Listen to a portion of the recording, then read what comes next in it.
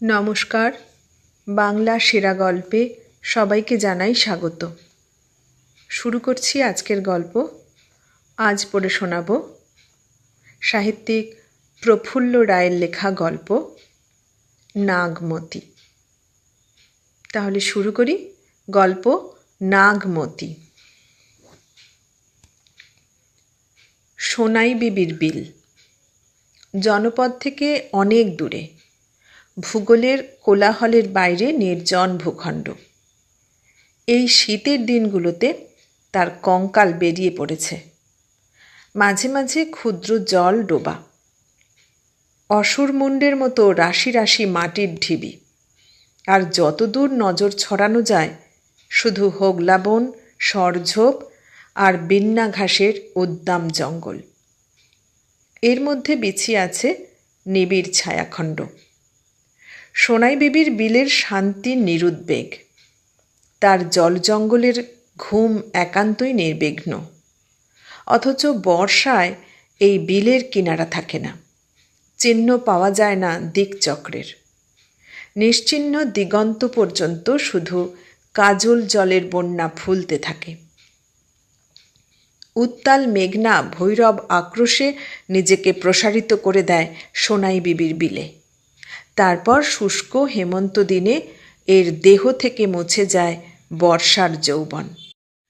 জলের কোন অতলান্ত থেকে একটু একটু করে মুখ তোলে কুমারী মাটি। হেমন্ত পেরিয়ে শীত, আকাশের কোন নিরুদ্দেশ থেকে উড়ে আসে মরশুমি পাখপাখালি, কটোরা, ইমলি, জলপিপি, নানা নামের নানা রঙের। রঙে রঙে ইন্দ্রধনু হয়ে ওঠে সোনাই বিবির বিল। আর আসে বেদেরা, মরশুমি পাখি আর শীতের যাযাবর। তাদের কলশব্দে ধুক ধুক করে বেজে ওঠে এই নির্জন ভূখণ্ডের ধমনী। সোনাই বিবির বিলে হৃৎপিণ্ডে দোলন লাগে, মাতন জাগে থরথর। এবারও এসেছে যাযাবরেরা। রাশি রাশি তাঁবু স্থলপদ্মের মতো ফুটে উঠেছে সোনাই বিবির বিলে। আর ফুটেছে কৃষ্ণকলি। কৃষ্ণকলি নয়, নাগমতি বেদের মেয়ে। তাদের তনুদেহে ধাঁধানো রঙের ঘাগরা। গ্রন্থিহীন খোঁপা থেকে কাঞ্চন ফুল উড়ে উড়ে যেতে চায়। তাদের অলস চোখের মণিতে আচমকা উদয়নাগের ফনা নেচে ওঠে। গলায় ইমলি পাখির হাড়ের মালা, মণিবন্ধে কুচিলা সাপের হাড়ের বলয়, কানে শঙ্খনাগের কণ্ঠাস্থি দুল হয়ে দোদুল দুল দুলছে। তাদের পাশে পাথর পেশি বেদে। সুরারসের প্রভাবে দৃষ্টির রক্তপদ্ম, কালো ঠোঁটে নির্বোধ হাসির রেখা। পিঙ্গল চুলের রাশি চক্রচূড়ার অস্ত্র দিয়ে বাঁধা হয়েছে। শীতের রোদে প্রচুর অনুরাগ ছড়ানো, সেদিকে পিঠ দিয়ে ডালাকুলো বুনতে বসেছে নাগকন্যারা। চারপাশে বেত বাঁশ স্তূপাকার সাজানো। পুরুষেরা কেউ কেউ পাশে এসে বসেছে, বেত চাঁদছে, বাঁশে তোলন দিচ্ছে ছেন্দা দিয়ে। কেউ কেউ চলে গেছে দূরের কোনো গঞ্জে। কারো পদপাত হয়েছে রবি ফসলের প্রান্তরে। বিলের ওপারে আচক্রবাল ফসলের মাঠ। তিল, সর্ষে, কাউন, ক্ষেতের ঝাঁপি ভরে গেছে।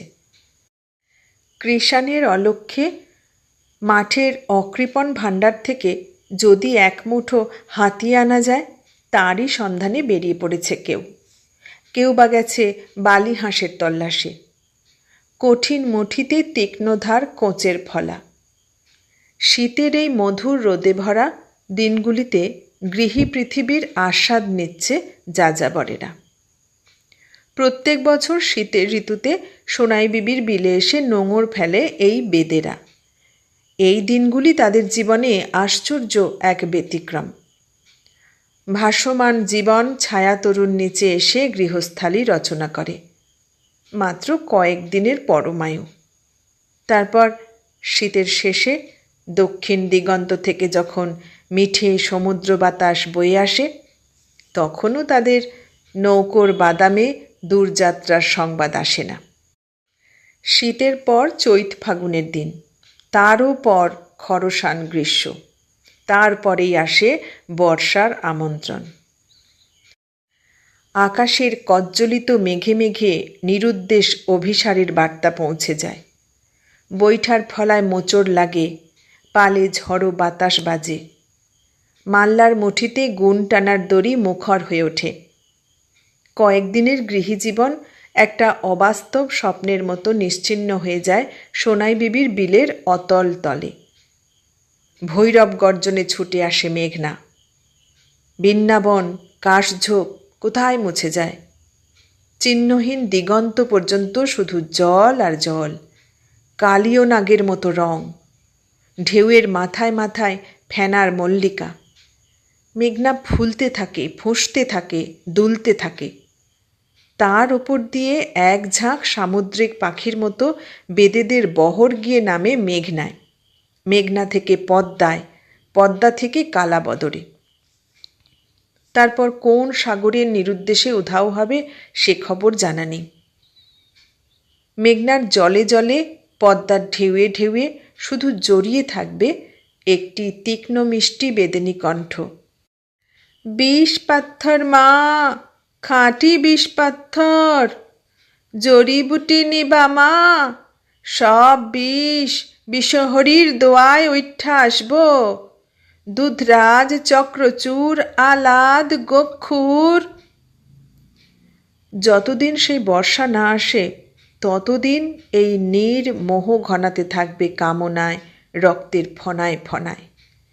এই নীর শিরায় শিরায় যাযাবর রক্তে আফিম ফুলের মতো ঘুমের ছায়া ছড়াতে থাকবে, আর অপরূপ এক নেশায় আচ্ছন্ন হয়ে থাকবে বেবাজিয়ারা।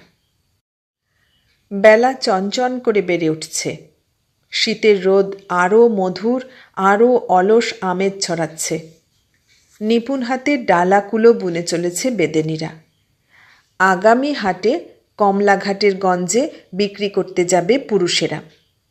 আর একটু পরেই কাঁধে জড়িবুটি আর বিষ পাথরের ডালা বেঁধে মাথার ওপর থরে থরে সাপের ঝাঁপি সাজিয়ে দূরের জনপদে যেতে হবে। তাই দ্রুততালে হাত চালাচ্ছে নাগকন্যারা। চক্রচূড়ের নাচ দেখিয়ে জড়িবুটি আর বিষ পাথরের বিনিময়ে এক মুঠো রূপালি পুলক নিয়ে ফিরতে হবে। নানা কণ্ঠের কলশব্দে, তীক্ষ্ণ হাসির চমকে চকিত হয়ে উঠেছে সোনাই বিবির বিল। মুলি বাঁশে তোলন দিতে দিতে মহব্বত বলল, কিলো পালঙ্কি, শঙ্খিনী কই? তারে যে দেখি না। দলের আম্মা হইয়া একেবারে আসমানের তারা হইয়া গেল নাকি? শঙ্খিনী এই বেদের দলের নায়িকা। তার সম্বন্ধে এই মন্তব্য রীতিমতো বেআইনি। তাছাড়া দলের নেত্রীকে আম্মা নামে ডাকাটাই একমাত্র রেওয়াজ। এর ব্যতিক্রম ভয়াল কিছুকে ডেকে আনতে পারে। কারণ শঙ্খিনীর একটি নির্দেশে এই বেবাজিয়া দলের যে কোনো মানুষের হৃৎপিণ্ড এক হাত একটা সরকির ফলায় চৌফালা হয়ে যেতে পারে। কিন্তু মহবৃত বড় বেপরোয়া, ভয়ঙ্কর। এই যাযাবর জীবনে আশ্চর্য এক ব্যতিক্রম পালঙ্ক। উন্মনা একটি ভুঁই চাপার মতো মেয়ে। ভীরু ভীরু দুটি চোখ থেকে ভ্রমর উড়ে যেতে চায়। নিজের চারপাশে একটি শান্ত স্নিগ্ধতার আলো ছড়িয়ে রাখে পালঙ্ক। দুরু দুরু বুকের কোন নিভৃত থেকে মৃগনাভি মন সৌরভ ছড়ায়। সে সৌরভ স্নায়ুকে প্রসন্ন করে। পালঙ্কের দিকে তাকালে দৃষ্টি স্নিগ্ধ মায়ায় ভরে যায়। একবার মহবৃতের মুখের দিকে তাকিয়ে ভীরু চোখ দুটো নামিয়ে নিল পালঙ্ক। কোনো জবাব নেই তার মুখে। নিরুত্তর বসে বসে সাজির গ্রন্থিগুলো আরও নিবিড় করে পাক দিতে লাগল। আর চমকে উঠল অন্য বেদেনীরা। একপাশে বসেছিল আতরজান, সুঠাম দেহ, কিন্তু মুখখানা কবে যেন ঝলসে বিকৃত আর বিভৎস হয়ে গেছে। শুধু সেই ভয়াল মুখ থেকে একটি খরসান হাসি খলখল করে বেজে উঠল। সোনাই বিবির বিলের ধমনী সেই কর্কশ হাসিতে শিউরে ওঠে। একসময় হাসি থামল। তারপর প্রেত কণ্ঠে আতরজান বলল, আরে মহবৃত্তা, বান্দির পুত, শঙ্খিনীর যে ঘরের বউ সাজানের ভাবন লাগছে, আর শির সামনে খাড়াইয়া শাড়ি পইরা কপালে সিন্দুর দিয়া ঘরের বউ সাজতে আছে, দেখ গিয়া। আবারও সেই হাসি শুরু হলো আতরজানের। তারপর তার দৃষ্টিটা চক্রাকারে এসে পড়ল পালঙ্কের ওপর। কি লো পালঙ্কি, তোরও তো শখ আছে বউ সাজানের, স্বামী পাউনের। যা যা বউ সাজ গিয়া, যা যা পেতনি। ওপাশের স্বল্পজল খালে 5খানা হাজারমণি নৌকো নিথর দাঁড়িয়ে আছে। বেদেদের বহর, বর্ষার দিনের ভাসমান গৃহস্থালী। সেখান থেকে তীক্ষ্ণতম একটি কণ্ঠ বল্লমের ফলার মতো সাঁ করে ছুটে এলো। গর্জন করে উঠেছে শঙ্খিনী। কে কে? খাড়া, আইতে আছি। এই মহাবৃত্তা, এই জিন, এই আতর, এই বান্দি, মুরগির বদলা আজ তোগো জবাই করুম। মাতলা ঝড়ের মতো শাঁসা করে ছুটে এলো শঙ্খিনী। সিঁথিতে দাউ দাউ জ্বলছে রক্ত সিঁদুরের লেখা। বিজুরি চমকের মতো তনুদেহ। কোত্থেকে যেন একখানা চেলি জোগাড় করে এনেছিল শঙ্খিনী। কামনালাল শাড়িটা দাবাগ্নির মতো ঘিরে রেখেছে দেহখানাকে। অপূর্ব দুটি বক্ষ কুম্ভ দ্রুতলয়ে উঠছে নামছে। দুটি দুরায়ত চোখ আলাদ গোখুরের জিভের মতো ঝকঝক করছে। বেপরোয়া মহবৃত এই মুহূর্তে একেবারে নিভে গেছে। আতঙ্কে চোখ বুজে এসেছে আতরজানের। ভয়াল কিছু একটা ঘটে যাবে এখনই, পলকপাতের মধ্যে। নিঃশ্বাস স্তব্ধ হয়ে গেছে বেবাজিয়াদের। শুধু একপাশে বসে তৃষিত চোখে পালঙ্ক দেখতে লাগল শঙ্খিনীকে। টকটকে লাল চেলি সিঁদুর। নাগমতী বেদের মেয়ে কল্যাণী বধূ সাজার পাট নিয়েছে। দেখতে দেখতে চোখ দুটো যেন জ্বালা করে উঠল পালঙ্কের। উন্মনা ভুঁই চাপার মতো মেয়ে। তার মৃগনাভি মন। সেই মনে কোন দূর কৃষাণগ্রাম থেকে ভেসে এলো সৌরভ। নিরুদ্বেগ গৃহী জীবন। স্বামী নামে একটি প্রেমিক পুরুষ। তার বুকে আনন্দিত আত্মসমর্পণ। একটি নিভৃত লজ্জার মতো সেই পুরুষটিরই সন্তানকে বুকের অমৃত কলস থেকে সুধাদান। কিছু প্রিয়মুখ পরিজন। একটি শ্রীময় গৃহাঙ্গন। ঘরের চালে চালে ছেয়ে যাওয়া সোনার রেণু ছিটানো শিমের লতা। চারপাশে আম আর লেবু গাছের ঘন ছায়ায় ঘুঘুর মেদুর সঙ্গীত। পদ্মা, মেঘনা, ইলশা, বেহুলা লক্ষিন্দরের জলবাসরের দেশে বিষপাথর আর জড়িবুটি বিক্রি করে দুধরাজ, শঙ্খনাগ, গোক্ষুরের নাচ দেখাতে দেখাতে পালঙ্ক দেখেছে কৃষাণী জনপদের প্রেম। সেই থেকে তার মুগ্ধ চোখে উদ্দাম বেদেনী রক্তে রক্তে ছায়া ফেলেছে একটি নোঙর ফেলার কামনা। হয়তো সেই স্বপ্নই দেখেছে শঙ্খিনী। এই মুহূর্তে শঙ্খিনীর চেলি সিঁদুর দেখতে দেখতে পালঙ্কের ভুঁই চাপা মন উধাও হল। কোথায়, কোন ছায়াতরুর নিচে পলাতক হয়ে রয়েছে সেই ঘরের হাতছানি, সেই গৃহাঙ্গনের ভালোবাসা? এক এক সময় এই যাযাবর বহর থেকে পালিয়ে যেতে ইচ্ছা হয় পালঙ্কের। কিন্তু শঙ্খিনীর নির্দেশে অজস্র জোড়া চোখ তাকে পাহারা দিয়ে চলেছে। অহরহ পালঙ্ক দৃষ্টিবন্দী। ভয়ঙ্কর কিছু একটা ঘটে যেতে পারত। এখনও তুঙ্গ বুক খরতালে উঠছে নামছে শঙ্খিনীর। দৃষ্টি থেকে এখনও আলাদ গোক্ষুরের জিভ মিলিয়ে যায়নি। কিন্তু কিছু ঘটার আগেই ঘটে গেল আর একটা দুর্ঘটনা। সহসা সামনের কাশবন দলিত করে হুহু তুফান ছুটে এলো। তুফান নয়, সেকেন্দার। আম্মা, আম্মা, সর্বনাশ হইয়া গেছে। মুখখানা অমানবিক হয়ে উঠল শঙ্খিনীর। ভ্রু দুটো কাঁকড়া বিছার মতো কুঁচকে এলো। কিসের সর্বনাশ? শিগগির ক বান্দির পুত। সেকেন্দার বলল, বিলের ওই পারে আর একটা বহর আইছে, আমাগো লাখান বেবাজিয়া গো বহর, এই মাত্র আমি দেখাইলাম। কেয়াবনের বাঘিনীর দৃষ্টির মতো শঙ্খিনীর পিঙ্গল চোখ দুটো জ্বলতে লাগলো। বাজ ডাকল গলায়, জুলফিকার! অনেকটা দূরে কষার জঙ্গলটার পাশে নির্বিকার বসে বসে দেশি মদের আকণ্ঠ সাধনা করছিল জুলফিকার। একটা কালপুরুষের মতো দেখাচ্ছে তাকে, পাহাড়ের মতো কর্কশ কালো দেহ। শঙ্খিনীর গর্জনে ঠক করে তার হাত থেকে একটা শূন্য বোতল ঝরে পড়ল। ওই গর্জনে একটা অনিবার্য আভাস আছে। শঙ্খিনীর দিকে ভ্রূহীন রক্তাভ চোখে তাকালো জুলফিকার। সমস্ত দেহের স্নায়ুগুলো ধনুকের ছিলার মতো উত্তেজিত হয়ে উঠেছে তার। এই বেবাজিয়াদের সেনাপতি সে, সমস্ত যুদ্ধের নায়ক। তার কণ্ঠে চাপা গজরানি শোনা গেল। আসন্ন যুদ্ধের মুহূর্তে সমস্ত কথা হারিয়ে যায় জুলফিকারের জিভ থেকে, শুধু ওই হিংস্র শব্দটা বেরিয়ে আসতে থাকে।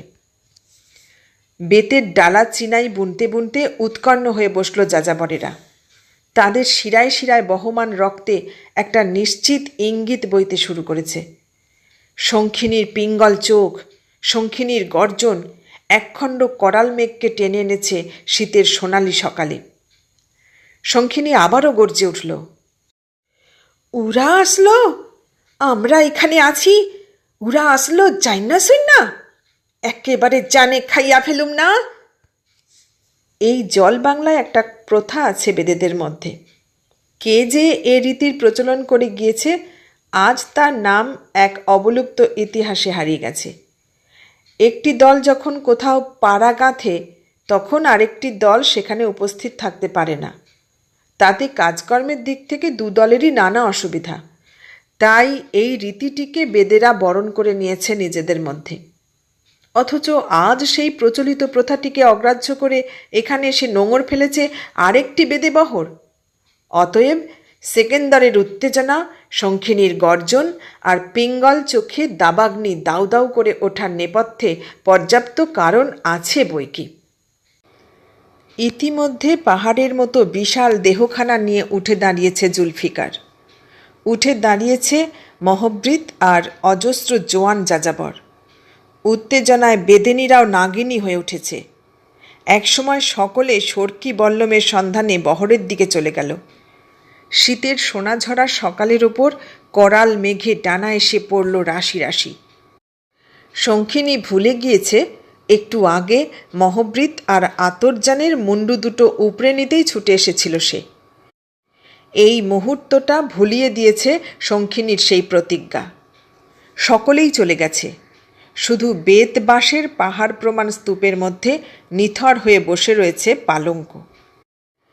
এই খণ্ডযুদ্ধের মুহূর্তগুলো তার চেতনায় কি এক হিমছায়া ঘনিয়ে আনে। ভীরু জলপিপির মতো বুক দুরুদুরু কেঁপে ওঠে, রক্ত ছলকাতে থাকে। আচমকা একটা সম্মিলিত চিৎকারে চমকে উঠল পালঙ্ক। সামনের জঙ্গলের ভেতর দিয়ে কালপুরুষের মতো এগিয়ে চলেছে জুলফিকার। হাতের মুঠিতে একটা অতিকায় বল্লমের ফলা, তার পেছনে শঙ্খিনী, আতরজান, ডহর বিবি, ময়না থেকে শুরু করে বহরের অল্প বয়সী মাল্লাটি পর্যন্ত লম্বা লম্বা পা ফেলছে। সকলের হাতেই মারণাস্ত্র, রামদা, বল্লম, সর্কি আর কোঁচের ফলায় ফলায় অনিবার্য মৃত্যু ঝিলিক দিচ্ছে। আসন্ন যুদ্ধের প্রতিজ্ঞা যাযাবরদের দৃষ্টিতে অগ্নিশিখা হয়ে জ্বলছে। একসময় জুলফিকারেরা ঘন কাশবনের আড়ালে মিলিয়ে গেল। এক প্রান্ত থেকে আর এক প্রান্ত সোনাই বিবির বিলটাকে কাঁপিয়ে কাঁপিয়ে নতুন বহরটার দিকে এগিয়ে এলো জুলফিকার। তার পেছন পেছন শঙ্কিনীর পদাতিকেরাও এসে পড়েছে। নতুন দলটা কয়েকদিন আগে এখানে এসেছে। এখনও সোনাই বিবির বিলে তারা জাঁকিয়ে বসতে পারেনি। বাঁশ, খুঁটি আর তাঁবু তৈরির সব আয়োজন ছত্রখান হয়ে ছড়িয়ে রয়েছে চারিদিকে। জুলফিকার আকাশ কাঁপিয়ে হুঙ্কার ছাড়ল, এই সুমন্দির পুতেরা, আব্বা আম্মার শাদি দেখতে এখানে আইছস? কলিজা ফাইরা ফেলামু।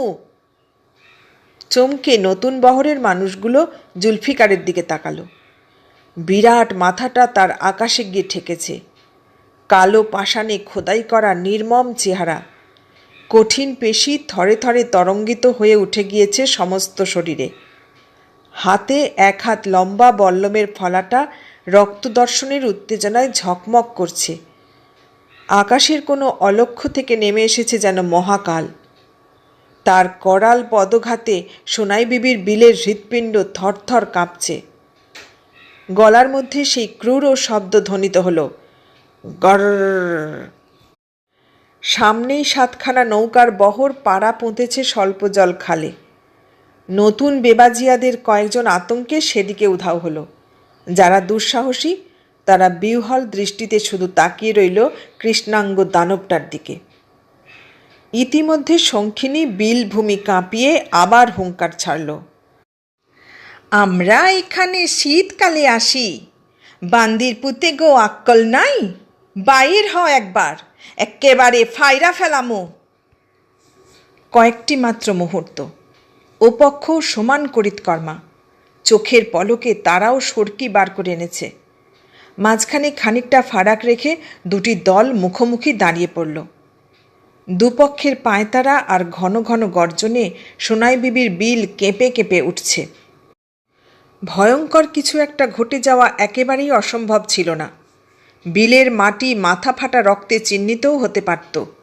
বল্লমের তীক্ষ্ণ ফলাগুলো হৃৎপিণ্ড এফোর ওফোর করে রক্তের তৃষ্ণাও মেটাত। কিন্তু তার আগেই ঘটে গেল ঘটনাটা। বহর থেকে বিকট চিৎকার করতে করতে দুদলের মাঝখানে বিশাল দুখানা হাত আকাশের দিকে তুলে এসে দাঁড়ালো একটি মানুষ। পুরো 4.5 হাত দীর্ঘ চেহারা, মাথার চুলগুলো থরে থরে কাঁধের সীমানায় নেমে এসেছে। সুগৌর দেহ, টানা টানা ভ্রুরেখার নিচে দুরায়ত চোখ, শিলাফলকের মতো বিশাল একখানা বুকে যেন অফুরন্ত শক্তি আর সাহস জমা হয়ে আছে। দৈব প্রেরিত বলে মনে হলো মানুষটিকে। দুটো দলই থমকে গেল। মানুষটি বলল, কাজিয়া কেন, আপোষে মিটমাট কইরা নেওয়া যায় না?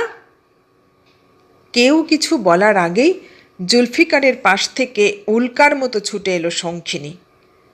10-10টা বছর, অজস্র গ্রীষ্ম বর্ষা হেমন্ত পাড়ি দেবার পরও চিনতে এতটুকু অসুবিধা হয়নি তার। বিস্মিত গলায় শঙ্খিনী বলল, রাজা সাহেব। কে? শঙ্খিনীর দিকে চকিত নজর ফেলল মানুষটি। আমি শঙ্খিনী, চিনতে পারস না রাজা সাহেব? তুই শঙ্খিনী? এইটা তোর দল? এবার বিস্ময়ের পালা রাজা সাহেবের। হ।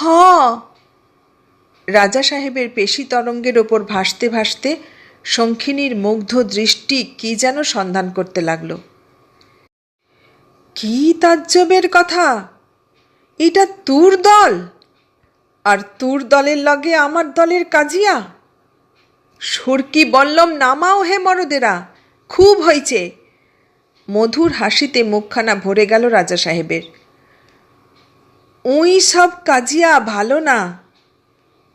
শঙ্খিনীর দুটো চোখে অপার বিস্ময়। সেই বিস্ময় রাজা সাহেবের সারা দেহে ছড়িয়ে দিচ্ছিল সে। আর তার মনটা স্মরণের বায়ুতরঙ্গ আশ্রয় করে ফিরে গেল অনেক অনেক বছরের নেপথ্যে, তাদের প্রথম যৌবনের দিনগুলোতে। সেই রাজা সাহেব আজ কত বদলে গেছে, অথচ সেদিন সে ছিল জঙ্গলের বাঘের মতো হিংস্র। বল্লম ফুঁড়ে মেছো কুমির তুলে আনত নদী থেকে, বিলান দেশে চিতাবাঘ কোপাতে যেত, কাজিয়ার ইঙ্গিতে রক্তের খরধারায় গুরু গুরু বাদ চমকাত। তার সে কাহিনী যেন আজ ইতিহাস, গল্পকথার মতো অসত্য মনে হয়। অথচ সেদিন কি আশ্চর্যভাবেই না সত্য ছিল সেসব। আর আজ এমন একটা মারদাঙ্গার সুযোগ মুঠির মধ্যে পেয়েও দুদলকে থামিয়ে দিল রাজা সাহেব। সত্যি অবাক হবার মতো ঘটনা। তবে সেদিনের পেশিতে পেশিতে কালনাগের যে ফনারা নেচে উঠত, কোন সাপুরের বাঁশিতে তারা ঘুমিয়ে পড়েছে, কোন পাশাবতীর কুহকে জন্মান্তর হল রাজা সাহেবের। দিশা হারিয়ে ফেলে নাগমতী বেদের মেয়ে। একই বহরে পাশাপাশি তারা ছেলেবেলা থেকে যৌবনে পৌঁছেছে, শঙ্খিনী আর রাজা সাহেব। সেই আসমানির বহরের কথা মনে পড়ল শঙ্খিনীর। মনের মধ্যে যখন গুনগুনিয়ে উঠেছিল নতুন বয়সের মৌমাছি, কথাটা ফুটেছিল কৃষ্ণকলি হয়ে, রাজা সাহেবের বাঘের মতো চোখ দুটোতে কি এক মাদক ছায়া নেমেছিল, আর তার সারাটা দেহ একটি নিবেদনের মতো কোমল হয়ে উঠেছিল, ঠিক তখনই তাদের মাঝখানে বিশাল একখানা পাহাড় উঠে দাঁড়ালো। দৌলতপুরের ঝড়ে তাদের সেই বহর রাক্ষসী নদীর অতল তলে তলিয়ে গিয়েছিল। স্রোতের টানে কুটোর মতো দলের কে যে কোথায় ভেসে গিয়েছিল তা আজ আর মনে নেই। শুধু মনে আছে রাজা সাহেবকে। প্রথম যৌবনের সেই মনোরম দিনগুলি তার সাহচর্যে কুসুমিত হয়ে উঠেছিল। তাকে আজও ভুলতে পারেনি শঙ্খিনী। রাজা সাহেব বলল, দেখ শঙ্খিনী, তোরা এই বিলে আগে আসছস, আমরা চইল্লা যাই। কাইল সকালে রওনা হমু। এইবার চর সোহাগিতে গিয়া পাড়া গাথুম। খুশি তো? চমকে উঠল শঙ্খিনী। তার কণ্ঠে আর্তনাদ চকিত হল। না না রাজা সাহেব, তুই যাইস না। কতদিন পরে তুরে দেখলাম, তুরে কি আমি ছাড়তে পারি? কিন্তু দুইটা দল এক লগে, বেফায়দা কাজিয়া আমার ভালো লাগে না। সেই দিন আর নাই আমার। আমি আমার দলের আম্মা, আমি যা কমু তাই হইব। পিঙ্গল চোখ দুটো ঝলসে উঠল শঙ্খিনীর। আর কাজিয়া বাধাইলে তো কাজিয়া হইব। কিছুক্ষণ চুপচাপ, তারপর আবার বলল শঙ্খিনী, আচ্ছা, একটা কথা জিগামু। কি কথা? কাজিয়ার কথা এমন ডরাস কেন? আগে তো এমন আছিলি না। এই কয়টা বছরে হইল কি তোর? তৃষিত চোখে তাকালো শঙ্খিনী। রাজা সাহেবের মুখে বিবর্ণ হাসি। আগেই তো কইছি, কাজিয়া আমার ভালো লাগে না। এই বিবাজিয়া জনমটা বিষের মতো লাগে। আইজ এইখানে, কাইল সেইখানে, মনে হয় কোনোখানে পালাইয়া গিয়া ঘর বাঁধি, চাষ করি, আবাদ করি। এমন দুনিয়া জুইরা ঘুরাঘুরি আর ভালো লাগে না শঙ্খিনী। যেই গ্রামেই যাই, চৌকিদার লাঠি লইয়া আসে, ভুইয়া আইসা শাসাইয়া যায়। বিষ পাথর আর সাপের নাচ দেখাইয়া পেট ভরে না। চুরি করলে জল পুলিশে ফাটকে লইয়া যায়। এই ঠিকা চাষিগো লাগান ঘর বান্ধন অনেক ভালো। শিউরে উঠল শঙ্খিনী। চমকে উঠল দুদলের বেবাজিয়ারা। বলে কি রাজা সাহেব, এ কি অশুভ সংকেত? বেবাজিয়ার খরস্রোত জীবনে এ কোন অভিশপ্ত নোঙর ফেলার স্বপ্ন? আল্লাহ বিশহরীর কাছে এ কোন ভয়ঙ্কর গুনাহ? আল্লাহ আর বিশহরীর ক্রোধাগ্নিতে ছারখার হয়ে যাবে সারা পৃথিবীর ভাসমান বেদে সংসার। এ বিশ্বাস বেদেদের আবহমান কালের। শঙ্খিনী চমকে ওঠে। এমন কথা কইতে নাই রে রাজা সাহেব, আমরা বেবাজিয়া। বিশ্বহারীর গুনাহ আইসা পড়ব। ঘরের বান্ধন আমাগো লেগা না। আর এমন কথা কইস না। মা বিশ্বহরী যদি একখান শঙ্খচূড় চালান করে তো জান নিয়ে আনিব। জয় মা বিশ্বহরী। আশঙ্কায় উদ্বেগে তার গলা কাঁপতে থাকে। চারপাশে বেদেদের কপালে যুক্তকর উঠে এলো, জয় মা বিশ্বহরী। রাজা সাহেবের পাণ্ডুর হাসি ম্লানতর হল। কি করুম ক, বেবা কি বুঝি শঙ্খিনী, কিন্তু এই ভাইসা বেড়াইতে আর মন লাগে না। সাচা কথা খান কইলাম। আর একবার চমকে উঠল বেবাজিয়ারা। তারপর চারপাশ থেকে অখণ্ড নীরবতা পাথরের মতো ঘনিয়ে আসতে লাগল। একসময় শঙ্খিনী বলল, তোর কি হয়েছে ক দেখি রাজা সাহেব? শরীরের সেই তেজ নাই, ঘর বাঁধতে চাইস? আমার কাছে মনের কথা খান সাফা কইরা ক। রাজা সাহেব বলল,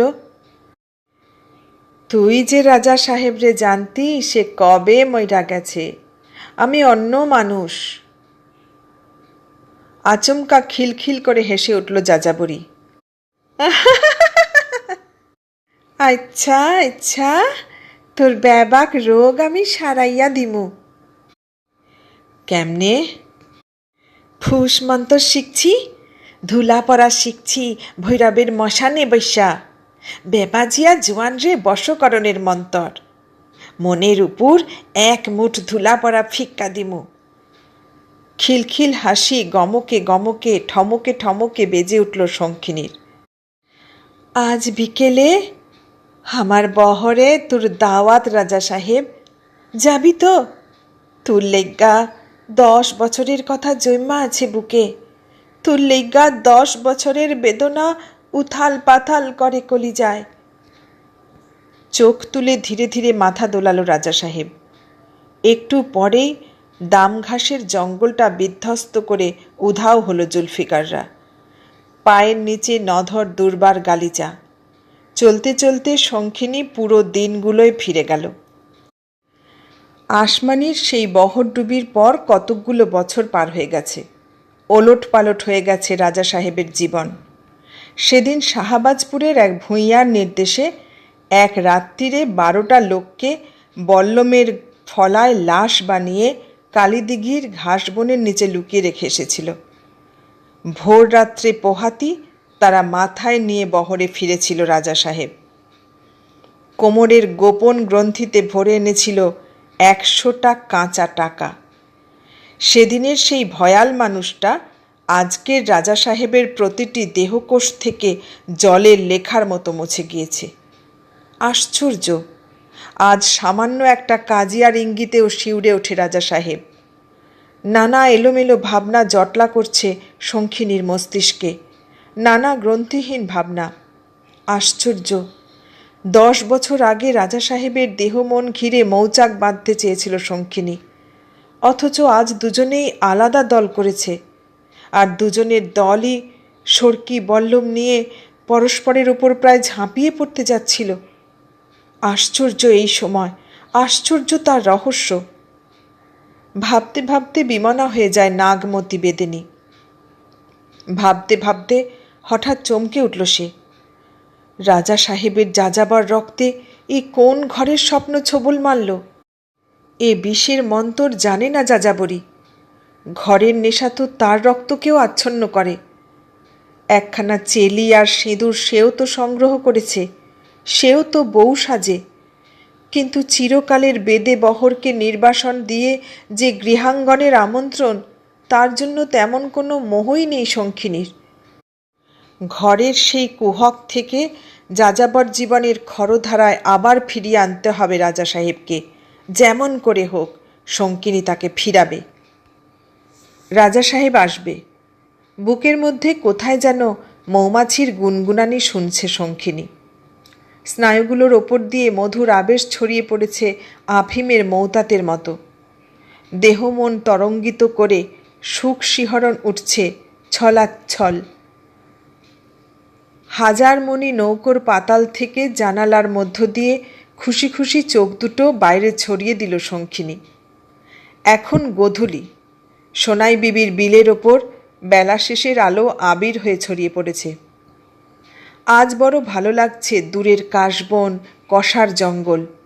ভালো লাগছে অর্জুনের শাখায় ওই পান্না রঙের মাছরাঙাটাকে। ভালো লাগছে নিজের সুধার স্বাদ তনুদেহ। মুগ্ধ কণ্ঠ থেকে গানের বৃষ্টি ঝরছে ঝরঝর। সাপের বিষে যেমন তেমন প্রেমের বিষে দ্বিগুণ ধায়। গৌরাঙ্গ ভুজঙ্গ হইয়া দংশী আছে আমার গায়ে। বিষের জ্বালা যেমন জ্বালা, প্রেমের জ্বালায় আগুন ধায়। গহীন গাঙে নামলে পরে এই জ্বালা না জুড়ান যায়। শঙ্খিনীর চেতনায় এই বিল, এই গোধূলি, এই পৃথিবী অপরূপ হয়ে ধরা দিয়েছে। একসময় খাল থেকে সাজি মাটি দিয়ে মুখ মেজে এলো শঙ্খিনী। রাশি রাশি চুলের মেঘে ছড়িয়ে দিল সুরভিত তেল। কপালের মধ্যবিন্দুতে কাঁচপোকার সবুজ টিপ আঁকল। এই দেহের প্রতিটি কণাকে সুধায় ভরিয়ে রাখতে হবে। মনের অতলে গুনগুন গুঞ্জন জাগছে, রাজা সাহেব আসবে। একটু পরে সোহাগী গলায় শঙ্খিনী ডাকল, পালঙ্কি, ওলো পালঙ্কি, এই নৌকায় আইলো আল্লাদি। পাশের একটা নৌকো থেকে শঙ্খিনীর নৌকার পাটাতনে এসে বসল পালঙ্ক। তার বিস্মিত দৃষ্টির সামনে অজস্র প্রসাধনের জিনিস ছড়িয়ে রয়েছে। শঙ্খিনী বলল, আমার চুলটা একটু বাইন্ধা দিল সোহাগী। কাঠের চিরুনি দিয়ে শঙ্খিনীর চুল আঁচড়ে পরিপাটি খোঁপা করে দিল পালঙ্ক। সামনে একখানা হাত আরশি নিয়ে চোখের কোলে সুরমার নিপুণ রেখা আঁকল শঙ্খিনী। বিন্দু বিন্দু শ্বেতচন্দনের আলপনা টানল কপালে। প্রকাণ্ড খোঁপার ফাঁকে ফাঁকে রক্তমান্দারের ফুল সাজালো একটি একটি করে। তার ওপর সবুজ রেশমের কাঁচুলি দিয়ে ভরাট বুক দুটি সাজালো। কোমর থেকে জাফরানি ঘাগরা দুলিয়ে দিল। শঙ্খমণি সাপের রাশি রাশি হীরক দাঁত দিয়ে মালা গেঁথেছিল, গলায় সাজিয়েছিল সেই হার। নাকে পোখরাজের কেশর, কানে রক্তপাথরের কানফুল, মণিবন্ধে গোছায় গোছায় আয়না চুড়ি, কোমরে কুঁচিলা সাপের হাড়ের গোট, পায়ে ঝুমঝুম কাঁসার মল। শঙ্খিনীর সারা শরীর বিদ্যুৎ চমকের মতো যেন ঝলকাতে লাগল। অপলকে শঙ্খিনীর দিকে তাকিয়েছিল পালঙ্ক। শঙ্খিনীর সারা দেহ থেকে নাগমতি মুছে গিয়েছে। একটু একটু করে সে দেহে জন্ম নিয়েছে কে এক অপরূপ রূপকন্যা, কে এক তিলোত্তমা। পালঙ্কের মনে হলো এ শঙ্খিনীকে সে চেনে না। পলক পড়লেই অসত্য একটা স্বপ্নের কুয়াশায় সে নিশ্চিহ্ন হয়ে যাবে।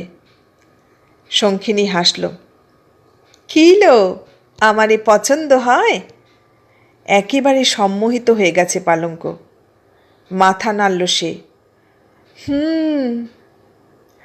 আলো শালিক পঙ্খী, তোর পছন্দ হয়? আমারে শাদি করবি? প্রগল্ভ গলায় হেসে উঠল শঙ্খিনী। আমারে শাদি কইরা আর কি হইব, আমি তো একটা মাগি।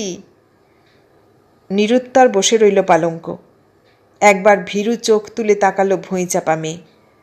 বেদিশা হয়ে যাচ্ছে সে। কি জবাব দিতে হবে তার জানা নেই।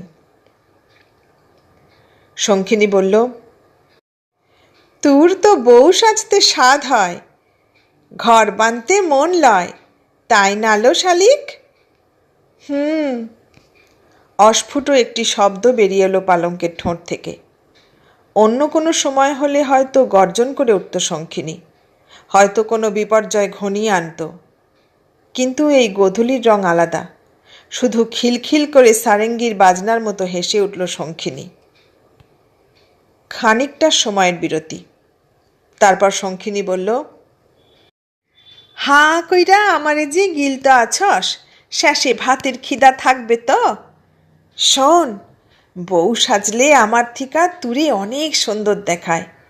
এক এক সময় মনে হয় তুরেই শাদি কইরা ফেলাই।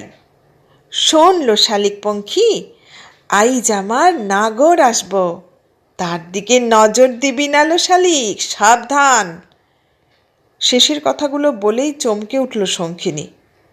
জিভের ওপর তক্ষকের ছোবল এসে পড়েছে যেন সহসা। গম্ভীর হলো শঙ্খিনী, কঠিন হলো কণ্ঠ।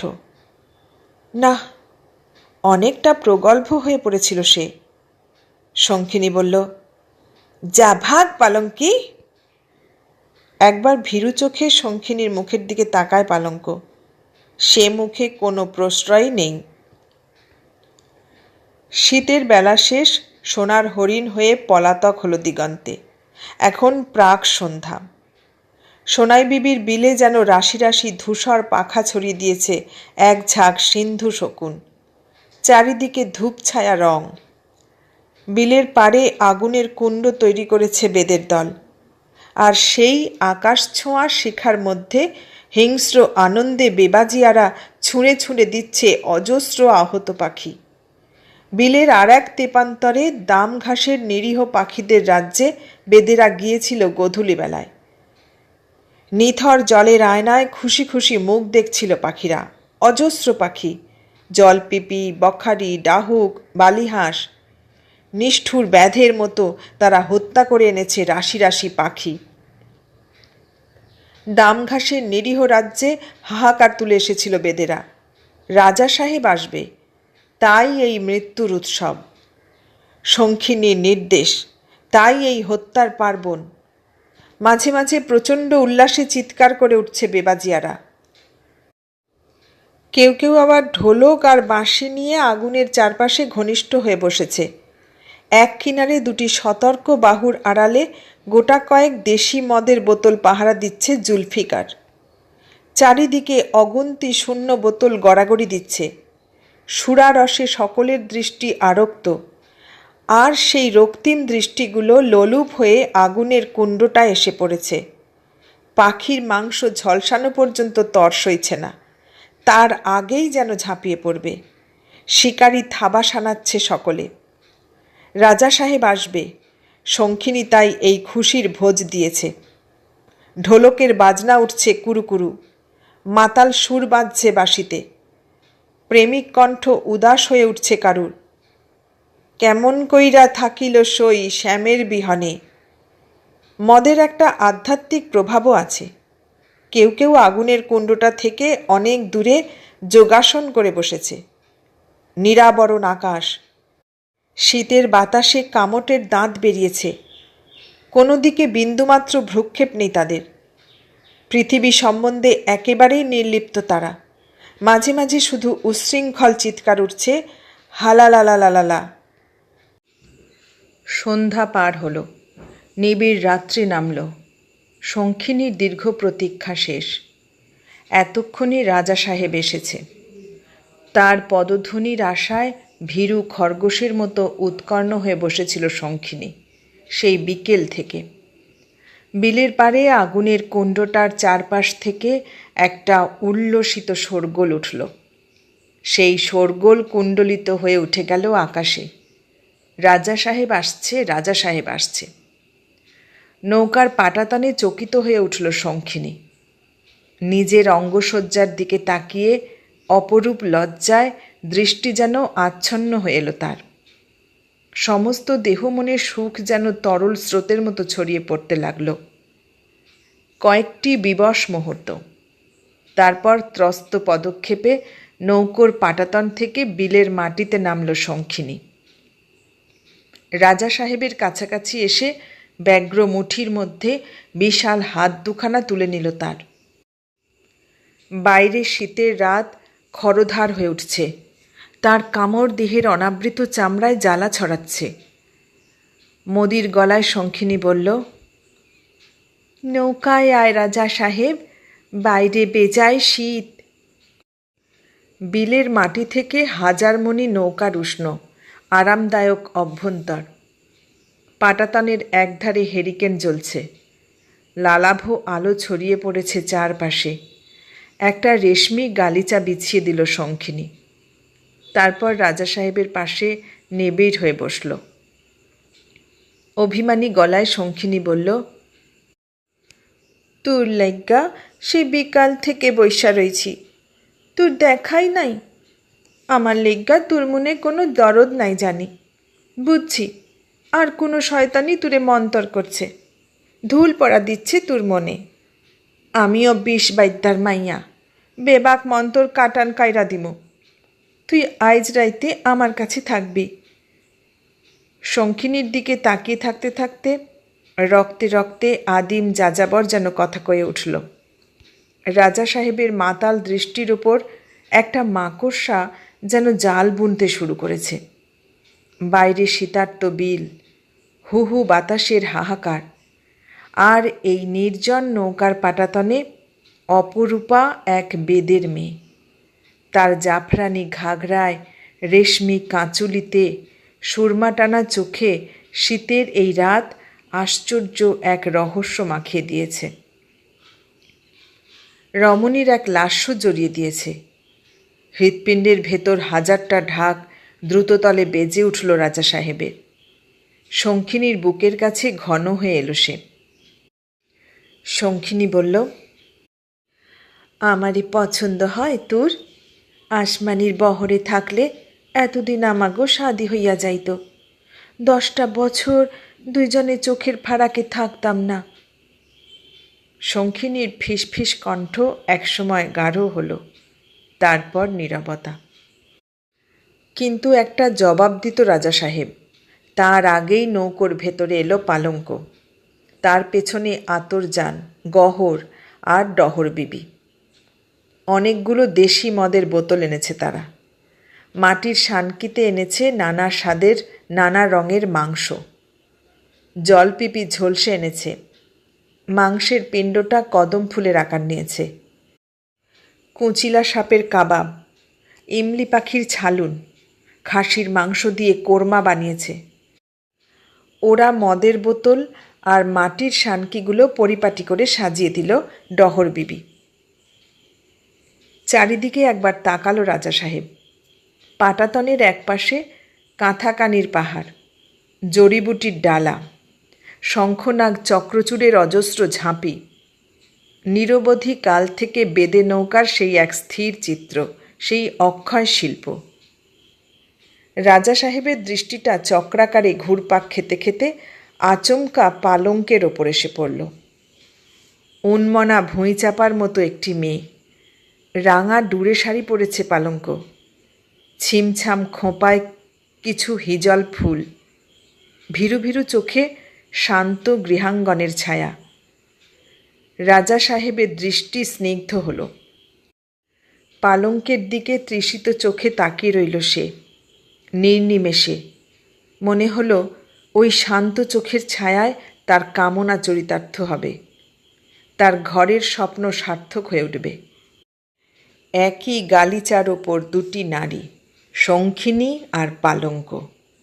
শঙ্খিনীর দিকে তাকালে দৃষ্টিতে নেশা লাগে, চেতনায় ঘোর ঘোর মাতন জাগে, স্নায়ুগুলো ধনুকের ছিলার মতো উত্তেজিত হয়।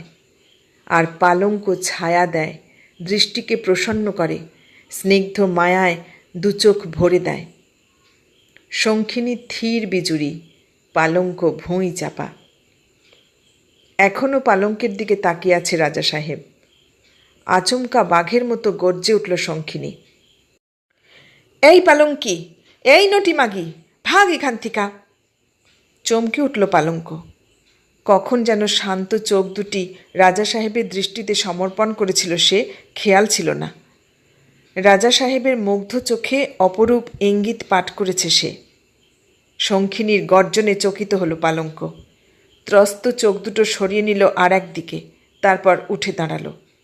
শঙ্খিনীর নির্দেশ, নৌকার বাইরে যেতে হবে। আচমকা ব্যগ্র হাত বাড়িয়ে পালঙ্কের আঁচল ধরে ফেলল রাজা সাহেব।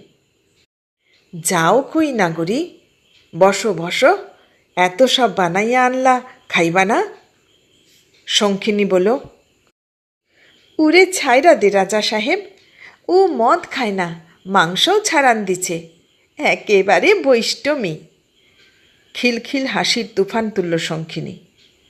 রাজা সাহেব বলল, আমিও তো মদ খাওন ছাইরা দিছি। কান দুটো বিশ্বাসঘাতকতা করছে না তো? বলে কি রাজা সাহেব? কয়েক মুহূর্ত স্তব্ধ হয়ে বসে রইল শঙ্খিনী। তারপরেই প্রবল হাসিতে ভেঙে পড়ল।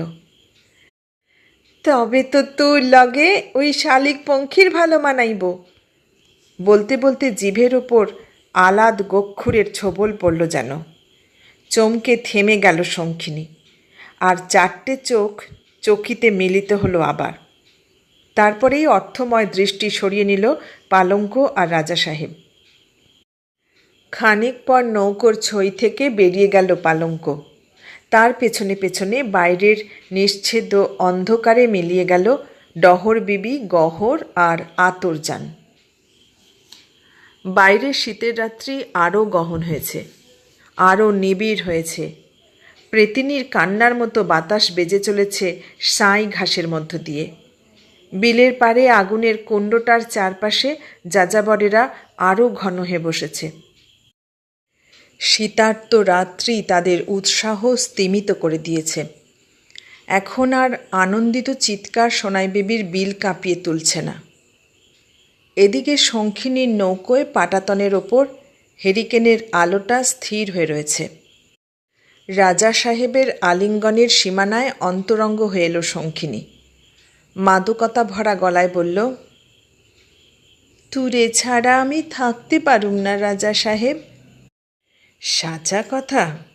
সাচা, যে কসম খাইতে কইস সেই কসম খামো। তুই আমার হ রাজা সাহেব।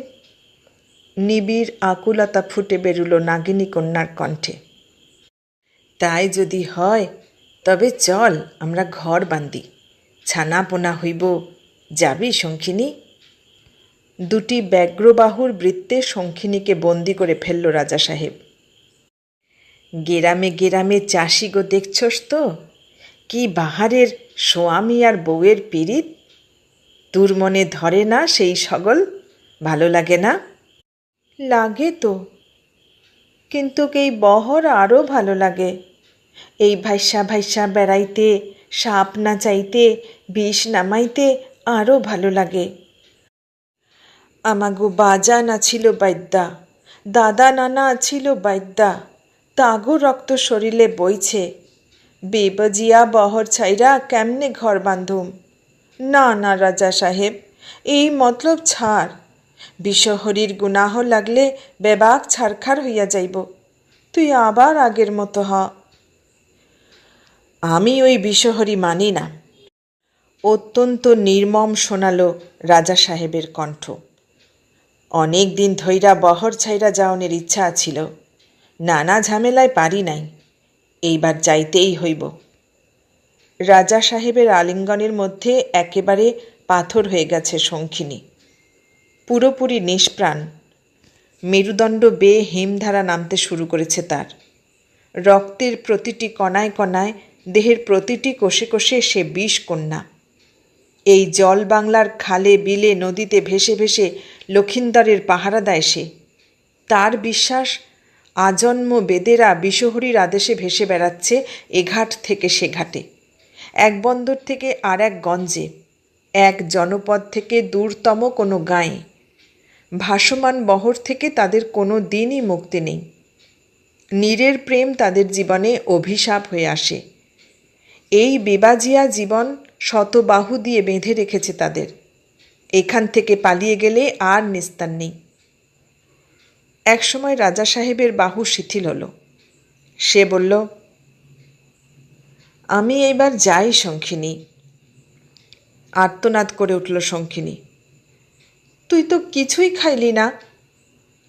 খিদা নাই একেবারে। তুই চইল্লা যাবি রাজা সাহেব? একটা রায় তো তোরে পামু না নিজের মতো কইরা? বিষকন্যার দুচোখে বিন্দু বিন্দু জল জমল, শিশিরের মতো অশ্রু। রাজা সাহেব হাসল। তুই তো আমারে চাস না।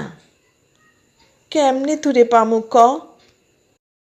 এই বহর ছাইরা আমার লগে যাইতে হইব, পারবি? বাইদ্যানী আছিলি, হবি কিষানের বউ, পারবি?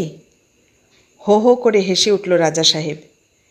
একদিকে রাজা সাহেব, আর একদিকে যাযাবর জীবন। ২০ বেদের মেয়ে সে। বিষহরীর আদেশ অমান্য করে কেমন করে? কেমন করে দলিত করে জন্ম জন্মান্তরের সংস্কার? একদিকে জীবনের প্রথম পুরুষের উষ্ণ প্রেম, আর একদিকে যাযাবর জীবনের ঊর্ণনাভ নেশা। দিশাহারা হয়ে গেল শঙ্খিনী। এলোমেলো গলায় বলল, আমারে একটু ভাবনের সময় দে রাজা সাহেব, ভাইব্বা লই। তুই আবার আসবি তো? আসুম, নিশ্চয় আসুম। তোর বহরের আর এক পিড়িতে পড়ছি আমি, আইতে তো হইবই, না আইলে মনটা ফাঁকুর ফুকুর করব। রহস্যময় গলায় হেসে উঠল রাজা সাহেব। অজানা এক আশঙ্কায় কেঁপে উঠল শঙ্খিনী। রাজা সাহেবের হাসির ইঙ্গিতটা বারবার ধরতে গিয়েও ধরা যাচ্ছে না। আচমকা চোখ দুটো তুলে দেখল রাজা সাহেব কখন যেন চলে গেছে। এই শূন্য নৌকো, এই শূন্য মন, গালিচার ওপর পরিপাটি সাজানো অসংখ্য সুখাদ্যর শানকি, সব মিলিয়ে চেতনাটা যেন জ্বালা করে উঠল। একরাশ গলিত পিণ্ডের আকারে একটি নাম গলা বেয়ে উঠে আসতে চাইল শঙ্খিনীর। সে নাম সম্ভবত পালঙ্কের। অসহ্য এক জ্বালাকে কয়েকটা ঢোক গিলে ঠেকাতে চেষ্টা করল শঙ্খিনী। প্রচণ্ড আক্রোশে মনটা ফুলতে লাগল, ফুঁসতে লাগল, দুলতে লাগল। দাম ঘাসের ঘন জঙ্গলে ঝিঁঝিদের বাজনা বাজছে। পাল্লা দিয়ে ঐকতান শুরু করেছে ব্যাঙেরা। বন হিজলের পাতায় পাতায় সবুজ পান্নার মতো জ্বলছে শত শত জোনাকি। আর সোনাই বিবির বিলে গাঢ় হয়ে নামছে অন্ধকার। ঘনতম হয়ে ঝরছে শীতের রাত্রি। সবুজ ঘাসের পথ, আঁকা বাঁকা, এবড়ো খেবড়ো। একটু অসতর্ক হলেই একেবারে মাধ্যাকর্ষণ। সতর্ক পা ফেলে ফেলে এগোতে লাগল রাজা সাহেব। 3টে কষার ঝাড় পার হয়ে এসেছে সে। পেছনে ফেলে এসেছে ক্ষুদ্র জল খালের 5টা বাঁক। চলতে চলতে একবার ফিরে তাকালো সে। এখান থেকে শঙ্খিনীর বহরটা নজরে আসে না। দূরের কষার জঙ্গলটার আড়ালে বেদেদের অগ্নিকুণ্ডটা অদৃশ্য হয়ে গেছে। শীতার্ত বাতাস অনাবৃত চামড়ার ওপর চাবুকের মতো কেটে কেটে বসছে। অসহ্য যন্ত্রণায় কুঁকড়ে আসছে পেশিগুলো। আঙুলের ডগাগুলো ঝিঁঝি করছে। রাজা সাহেবের মনে হলো চামড়া ফেটে ফিনকি দিয়ে রক্ত বেরিয়ে আসবে। দ্রুত পা চালিয়ে দিল সে। অনেকটা পথ এখনও তাকে পেরিয়ে যেতে হবে।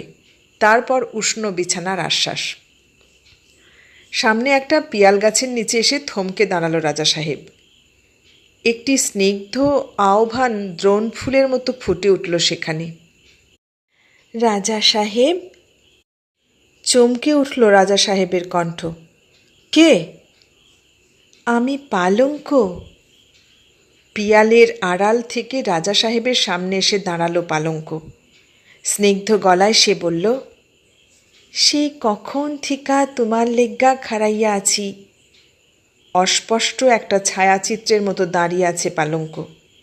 ঘন অন্ধকারে পরিষ্কার তাকে দেখতে পাচ্ছে না রাজা সাহেব। তবু তার মনে হলো পালঙ্কের ভীরু ভীরু 2টি চোখ প্রদীপ হয়ে জ্বলছে। কোমল সৌরভে পিয়ালের ছায়াতলকে যেন ভরে দিয়েছে মেয়েটা। রাজা সাহেব বলল, আমি জানতাম তোমার দেখা আবার পামু। থরথর গলায় পালঙ্ক বলল, শঙ্খিনীরে তুমি যা কইছ আমি বেবাক শুনছি আরি পাইত্তা। আমি ওই ঘর চাই। বহরে আর ভাসতে ভালো লাগে না। তুমি আমারে লইয়া যাইবা কোনোখানে? গৃহস্থী পাতুম আমরা। কিষান গোলাখান সংসারী হমু, নিবা আমারে? যাইবা তুমি আমার লগে? ব্যাকুল আগ্রহে পালঙ্কের কাছাকাছি এগিয়ে এলো রাজা সাহেব। সহসা কি ঘটে গেল যেন রক্তের ভেতর। রাজা সাহেবের বুকের মোহনায় নদী হয়ে মিশল পালঙ্ক। এক সময় গাঢ় গলায় রাজা সাহেব বলল, এইবার যাই। রাইত অনেক হইল পালঙ্ক। আবার আসবা তো তুমি? আবার কবে দেখা পামু তোমার? আকুল শোনালো পালঙ্কের কণ্ঠ। রোজ রোজ আমি আসুম তোমার বহরে। বহরে না, বহরে শঙ্খিনী আছে। কাইল সাজো বেলায় আবার এইখানে আইসো রাজা সাহেব। আমার মাথার কিরা রইল। তুমি না আইলে গলায় রশি দিমু নিঘাত। উন্মনা ভুঁইচাপার মতো মেয়ে পালঙ্ক। বেদেনী হয়েও তার রক্তে রক্তে নাগিনীর বিষ নিঃশ্বাস ছড়িয়ে যায়নি। তার মন আজ প্রথম পুরুষ চেতনায় সুরভিত হল, মুখরিত হল। তাই আসুম, তুমি যখন চাও তাই হইব। এইখানেই তোমার লগে মিলতি হমু। এক সময় রাজা সাহেব চলে গেল, আর লঘু দেহ একটা পারাবতের মতো উড়তে উড়তে ঘাস বিছানো পথের ওপর দিয়ে ফিরে যেতে লাগলো পালঙ্ক। পরদিন সোনালি বেলা শেষে আবার এলো রাজা সাহেব, আর এলো পালঙ্ক। পিয়ালের ছায়াতল আর শীতের গোধূলিক্ষণ মদির হল। শ্রান্ত যাযাবর আর বিষকন্যা দুজনেই শুনেছে গৃহী সাপুরের বাঁশি। তারপরের দিনও এলো দুজনে, তারপরের দিনও, তারপর দিনের পর দিন। প্রতিটি বেলা শেষ মনোরম মাধুর্যে ভরে যেতে লাগল। নিবিড় গলায় রাজা সাহেব বলল, আরও কাছে আসো বৈদ্যানী। ঘন পঙ্খ দুটি ভীরু ভীরু চোখ তুলে পালঙ্ক বলল, বৈদ্যানী না, বউ কও। মধুর কণ্ঠে রাজা সাহেব বলল, বউ, বুকে আসো। বউ শব্দটির মধ্যে কত সুধা, কত অমৃতের স্বাদ। মন ইমলি পাখির পাখনা হয়ে উঠতে চায়। মুগ্ধ গলায় পালঙ্ক বলল, আমি তো তোমার বুকেই রাজা সাহেব। বুকে না, মনের ভিতরে আসো বউ। রাজা সাহেবের বুকের ওপর রমণীয় এক শিহরণে দুটি ভীরু চোখ বুজে এলো পালঙ্কের। নিঝুম হয়ে রইল দুজনে। পিয়ালের ছায়াতলে দুটি হৃৎপিণ্ড পাশাপাশি দুলতে দুলতে অনেক কথা বলল, অনেক গান ছড়ালো, অনেক অনুরাগের সৌরভে ভরে গেল। একসময় রাজা সাহেব বলল, তোমারে শাদি কইরা নিয়া যামু বউ। কবে? বর্ষার দিনটা আসুক। কোথায় নিবা? চর বেহুলায়, সেইখানে কিষানীরা ঘর বাঁধতে আছে, আমরাও ঘর বাঁধম। তোমার বহরের কি হইব? শঙ্খিনীরে দিয়া যামু, আমার লেগা তার মনে বড় পীড়িত। কি করুম, ও তো ঘর বাঁধতে চায় না, বহরই ওর কাছে বড়। একটা গাঢ় বেদনার ছায়া এসে পড়ল রাজা সাহেবের কণ্ঠে। তাছাড়া আমি তার বহর থিকা তোমারে নিমো, তোমার দাম দিতে হইব তো। বহরটা শঙ্খিনীরেই দিয়া দিম। অনেকক্ষণ নীরবতা। একসময় পালঙ্ক বলল, তা ঠিক, রোজই যখন বহর থিকা পলাইয়া আসি, তখন দেখি তোমার লেগ্গা সাজ্জা গুজ্জা বৈশা রয়েছে শঙ্খিনী। আমারে চায়ের দিক থিকা পাহারা দেয়। কত কষ্ট কইরা যে আসতে হয়, খোদ বিশহরেই জানে। তোমার কাছে আসি জানতে পারলে একেবারে জানে খাইয়া ফেলাইব শঙ্খিনী। কেন? কেন আবার? উর ভোগের জিনিস আমি কাইরা নিলাম তো ও আমারে ছাইরা দিব? আমি হইলে দিতাম? অপরূপ চোখে রাজা সাহেবের দিকে তাকিয়ে রইল পালঙ্ক, একেবারেই নিষ্পলক। আরও একটা বেলা শেষ এলো। এলো শীতের নির্মেঘ আকাশ থেকে বজ্রপাত নিয়ে, আচমকা একটা দুর্ঘটনা নিয়ে। পিয়ালের ছায়াতলে আজও এসেছে রাজা সাহেব, এসেছে পালঙ্ক। চারপাশে আদিগন্ত বিল প্রসারিত হয়ে রয়েছে, মাথার উপরে অনাবরণ আকাশ। বাধা বন্ধহীন প্রকৃতির মতোই প্রেম এখানে উদ্দাম, বেপরোয়া। পিয়ালের ছায়াতলে দুটি মন, দুটি কামনা, দুটি দেহ এক হয়ে মিলে গিয়েছে। ফিসফিস গলায় পালঙ্ক বলল, আর তো একা থাকতে পারি না রাজা সাহেব। রাইতে আতরজানের পাশে শুইয়া ঘুম আসে না, খালি উসপাস করি। মনটা পঙ্খী হইয়া উড়াল দিতে চায় তোমার কাছে। রাজা সাহেবের কণ্ঠে নিশ্চিত প্রতিশ্রুতি। আর কয়টা দিন পালঙ্ক, বর্ষার আগে তো যাওন যাইব না। আর কয়টা দিন ধৈর্য ধরো বউ। আর যে পারি না।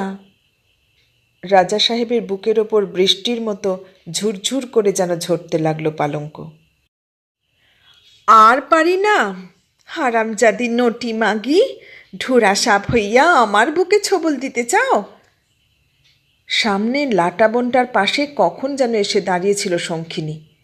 একটা মধুর স্বপ্নের আবেশে ডুবতে ডুবতে খেয়াল ছিল না কারো, রাজা সাহেবেরও নয়, পালঙ্কেরও নয়। শঙ্খিনীর কুপিত চোখে খরিস সাপের ফনা দেখতে পেল পালঙ্ক। তার ক্রুদ্ধ বুকে উত্তাল ঢেউ ভাঙছে, দ্রুত শ্বাস প্রশ্বাসের তালে তালে বুকটা ওঠানামা করছে। পাথর হয়ে গিয়েছে দুজনে, রাজা সাহেব আর পালঙ্ক। অসহায় দৃষ্টিতে তাকিয়ে রয়েছে তারা। প্রখর গলায় চেঁচিয়ে উঠল শঙ্খিনী, জুলফিকার! লাটাবনের আড়াল থেকে একটি হিংস্র শব্দ ফুটে বেরুল, গর। সঙ্গে সঙ্গে কালপুরুষের আবির্ভাব। দুটি লালাভ চোখে নিশ্চিত মৃত্যু ঝিলিক দিল জুলফিকারের। পাহাড়ের মতো বিশাল দেহখানা উত্তেজনায় ফুলে ফুলে উঠছে। হাতের ব্যগ্র আঙুলগুলো বারবার মুঠি পাকিয়ে কি যেন গুঁড়ো গুঁড়ো করবার মহড়া নিচ্ছে। আতঙ্কে আর্তনাদ করে উঠল পালঙ্ক, ও বাজান! তারপরেই রাজা সাহেবের বুকের মধ্যে মুখখানা লুকিয়ে ফেলল। সরাহত শালিকের মতো থরথর কাঁপছে সে।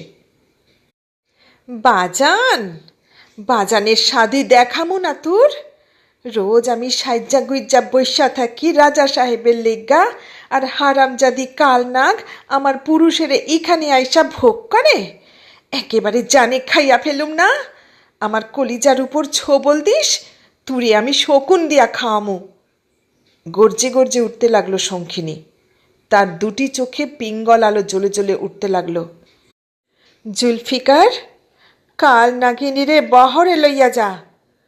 উহ, তোর মনে এত বিষ? ঢোড়া সাপ একেবারে শঙ্খনাগ হইয়া বসছ? বিষ দাঁত জম্মের মতো কামাইয়া দিমু তোমার।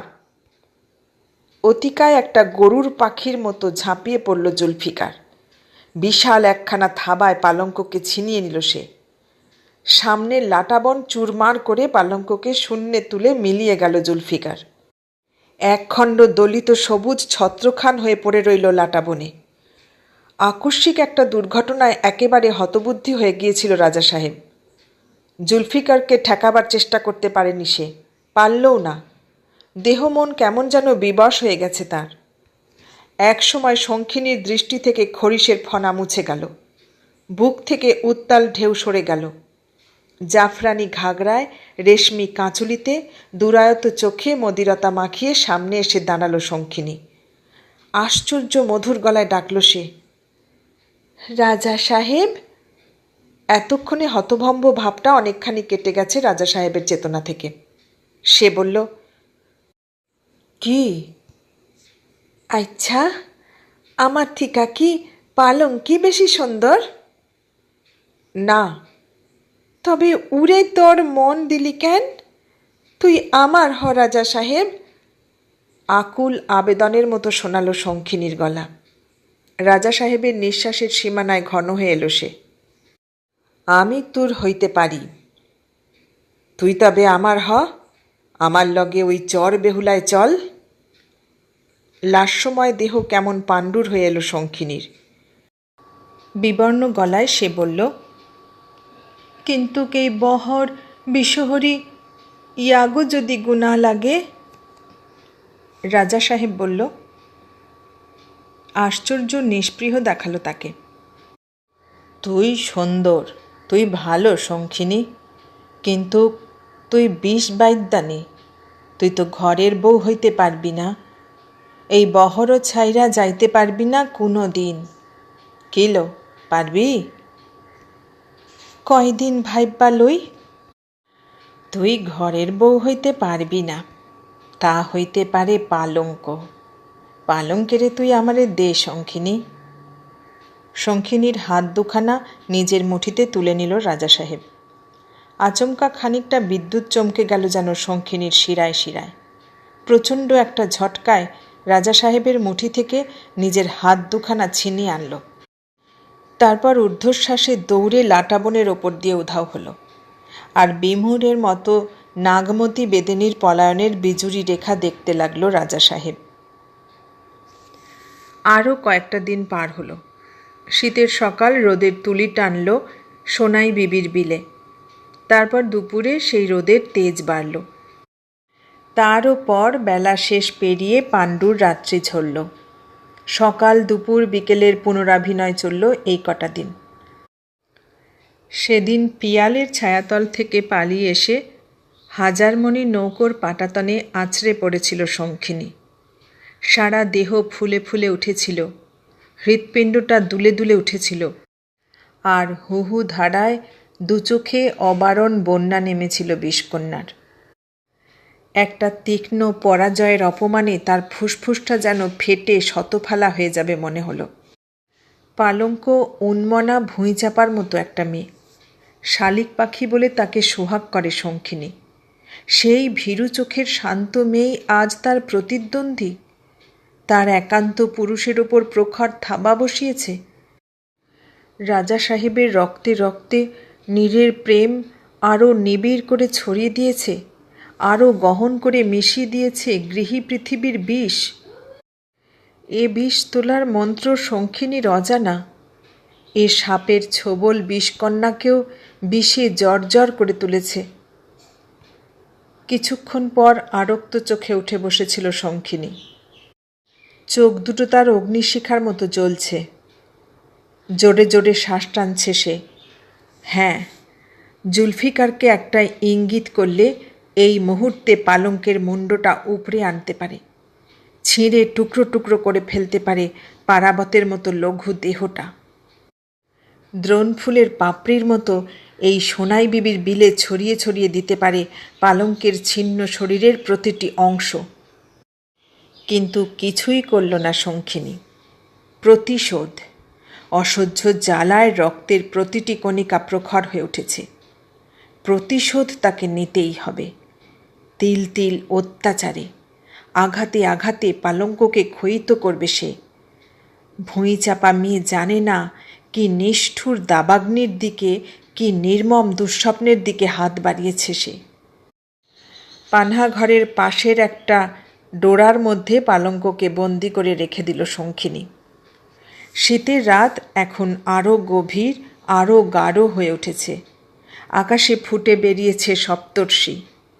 বাইরের পাটাতনে এসে তীক্ষ্ণ গলায় ডাকল শঙ্খিনী, জুলফিকার। একটু পরেই কালপুরুষের আবির্ভাব হলো। এক হাতের মুঠিতে বিশাল একটা লোহার শিক। সেটার এক মাথা টকটকে লাল, আগুনে পুড়িয়ে এনেছে জুলফিকার। তার আর এক হাতে ভাতের শানকি।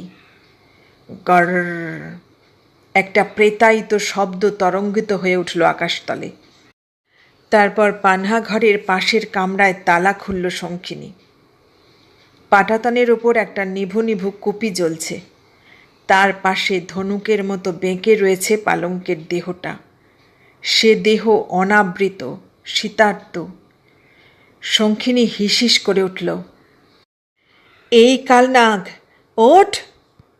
শীতের রাত্রি স্নায়ুতে স্নায়ুতে তন্দ্রা ছড়িয়ে দিয়েছিল পালঙ্কের। শঙ্খিনীর হিসানিতে ধর্মরিয়ে উঠে বসল সে।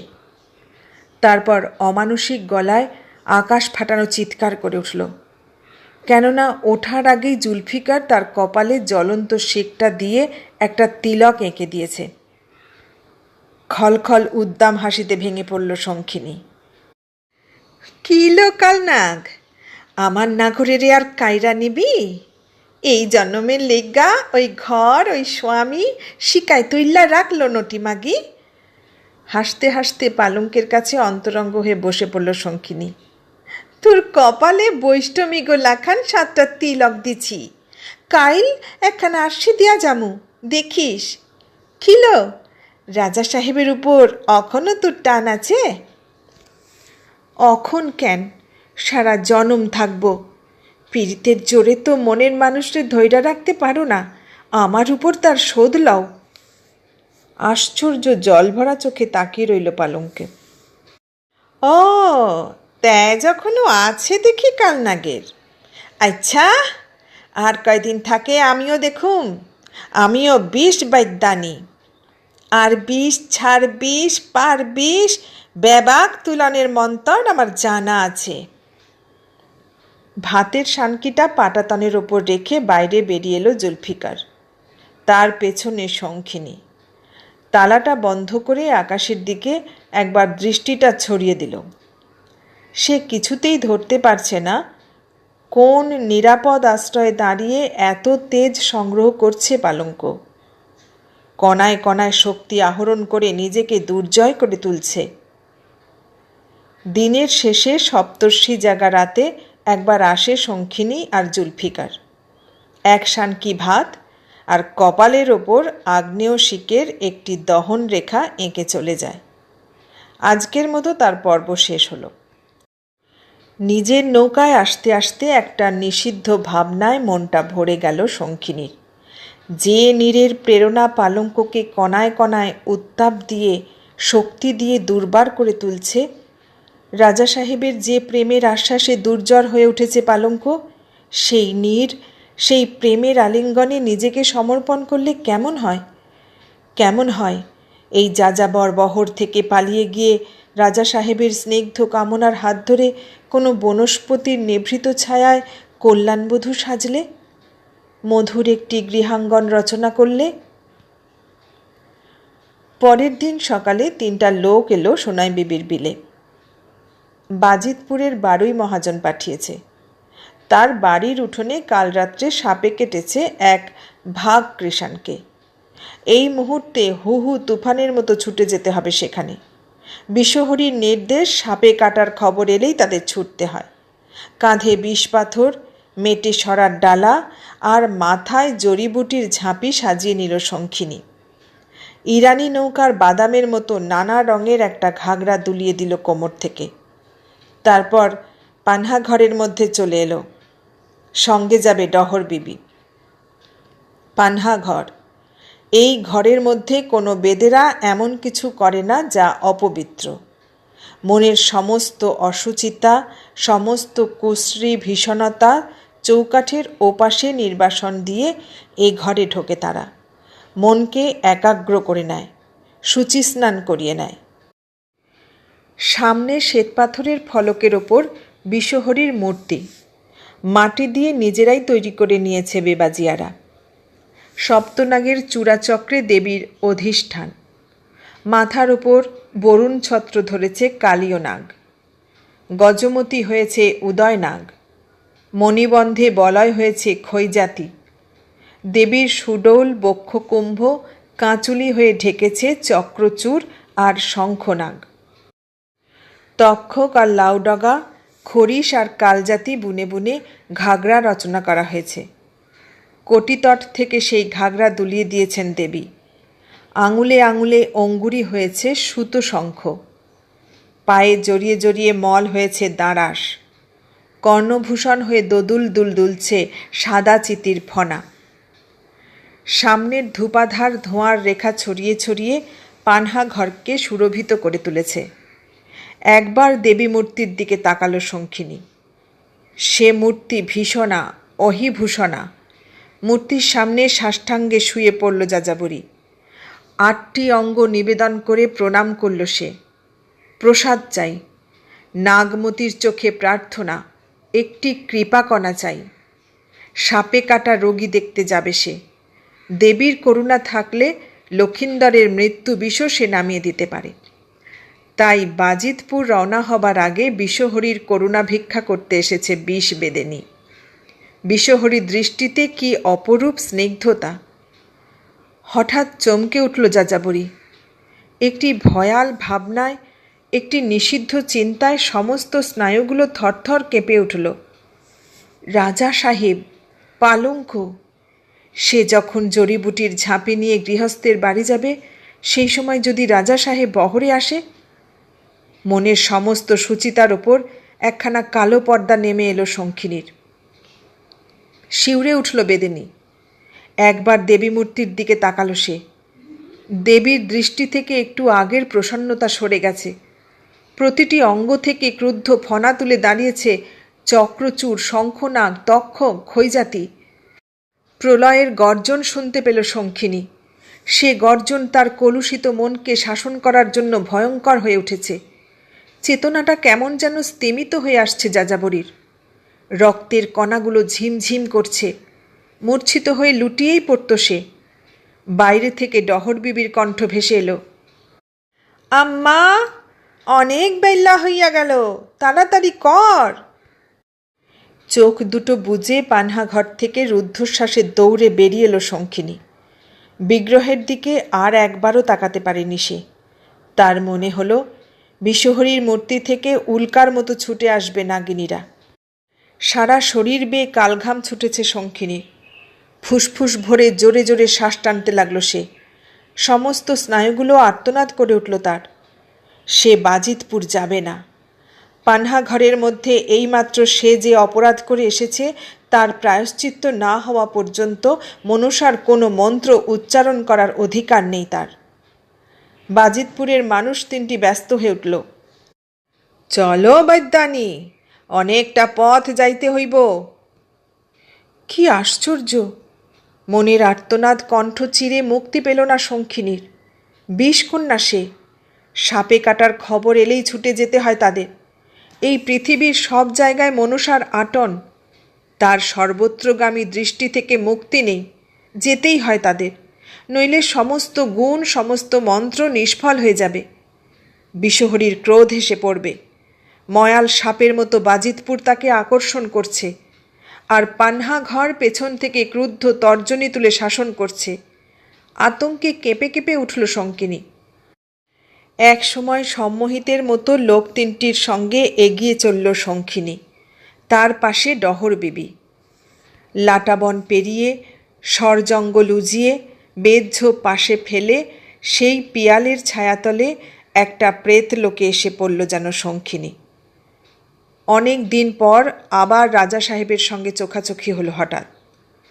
পথ চলতে চলতে মনটাকে একাগ্র করার, সূচিময় করার প্রতিজ্ঞা ছিল যাযাবরীর। রাজা সাহেব সে মনটাকে আবার দিশেহারা করে দিয়েছে। পিয়ালের ছায়াতলে একটি দুর্ঘটনা দাঁড়িয়ে আছে। সে দুর্ঘটনার নাম রাজা সাহেব। সেই মুহূর্তে রাজা সাহেবের সঙ্গে দেখা হয়ে যাবে ভাবেনি সে।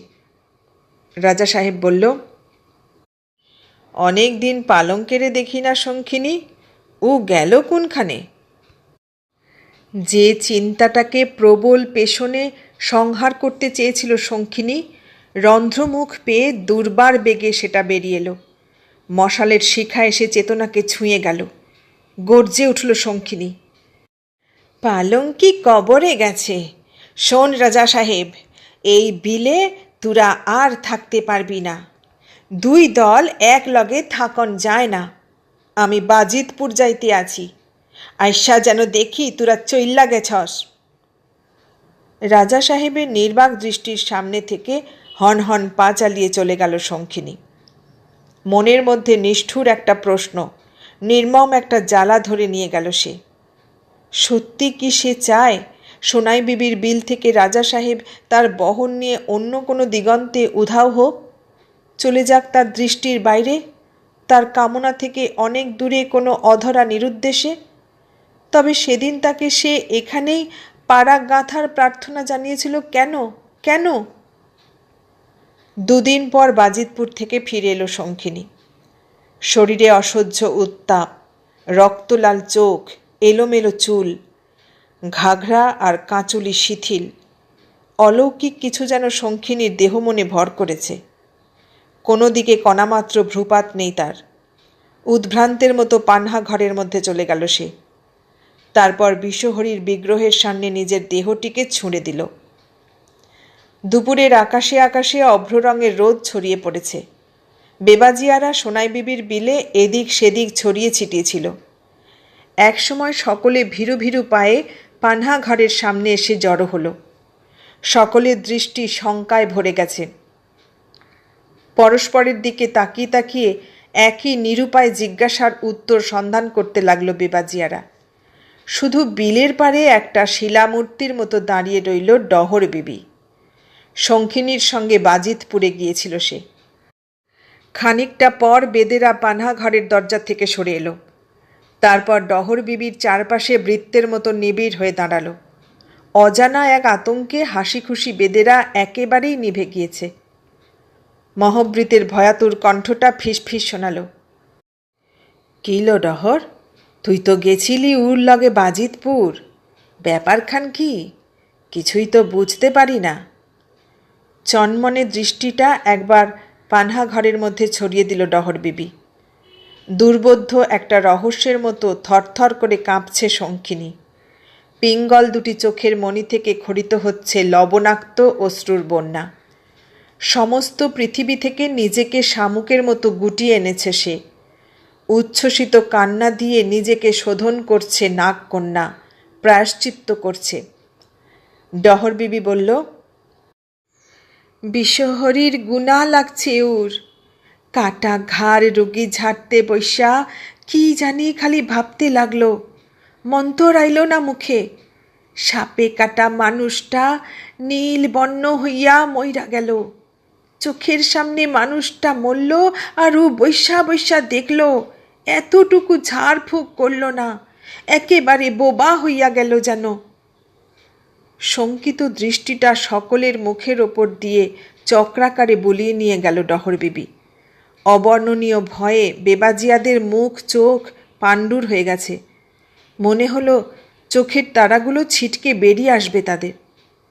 ডহর বিবি আবারও বলল, কাইল রাইতে ও বিশ্বহরির খোয়াব দেখছে, তারপর বাকি রাতটুকু দাপাদাপি করছে আর কাঁদছে। বিহানে ওইঠা দেখি ওর গা আগুনের লাখান, চোখ লাল। মাতালের লাখান দৌড়াইতে দৌড়াইতে ও আইসা পড়ল এইখানে, আমিও আইলাম পিছে পিছে। দুপুর থেকে সন্ধ্যা, এই সময়টা বিশ্বহরির বিগ্রহের সামনে নিথর পড়ে রইল শঙ্খিনী। তার দেহে এতটুকু স্পন্দন নেই, তার শরীরে জীবনের চিহ্ন অনুপস্থিত। সন্ধ্যা পেরিয়ে আকাশ থেকে বন্যার মতো রাত্রি নামল সোনাই বিবির বিলে। এতক্ষণে উঠে বসল শঙ্খিনী। দৃষ্টি থেকে ঘোর ঘোর ভাবটা সরে গেছে, সারা দেহ থেকে অলৌকিক সত্তাটা মুছে গেছে। শ্রান্ত দেহটি গোজগাছ করল সে। মন এখন নিরাসক্ত হয়ে গেছে। রাজা সাহেব নামে একটি মরীচিকার পেছন ঘুরতে ঘুরতে ব্রতচ্যুত হয়েছিল বিষ বেদেনী। এইমাত্র তার প্রায়শ্চিত্ত হল। কড়ায় ক্রান্তিতে বিশ্বহরি তার মূল্য আদায় করে নিয়েছে নাগমতির দেহ মন থেকে। সাপে কাটা মানুষ সামনে ফেলে দিয়ে তার ঠোঁট থেকে সমস্ত মন্ত্র শুষে নিয়েছিল। তার ধ্রুবতারার মতো একটি অকলুষ কর্তব্যে সজাগ করে দিয়েছে বিষ বেদেনীর মন। রাজা সাহেব নামে একটি দুর্বিপাক ছায়া হয়ে মিলিয়ে গেছে। সন্ধ্যার পর এক প্রহর পার হয়েছে। শীতাতুর রাতকে কাঁপিয়ে কাঁপিয়ে শিয়ালের কান্না জাগল সর্বনে। পানাঘরের পাটাতনে এসে বসেছে ময়না, ডহর বিবি আর আতরজান। মাঝখানে বিজুরি রেখার মতো বিবসনা শঙ্খিনী। সারা দেহ থেকে ঘাগরা খুলেছে, কাঁচুলি সরিয়ে দিয়েছে। প্রতিটি অঙ্গভূষণ স্তূপাকার হয়ে পড়ে রয়েছে দরজার সামনে। দুহাতে বিশাল ধূপাধার নিয়ে উঠে দাঁড়ালো শঙ্খিনী। আরতি শুরু হলো। এই আরতি দিয়ে দেবীকে সন্তুষ্ট করতে হবে।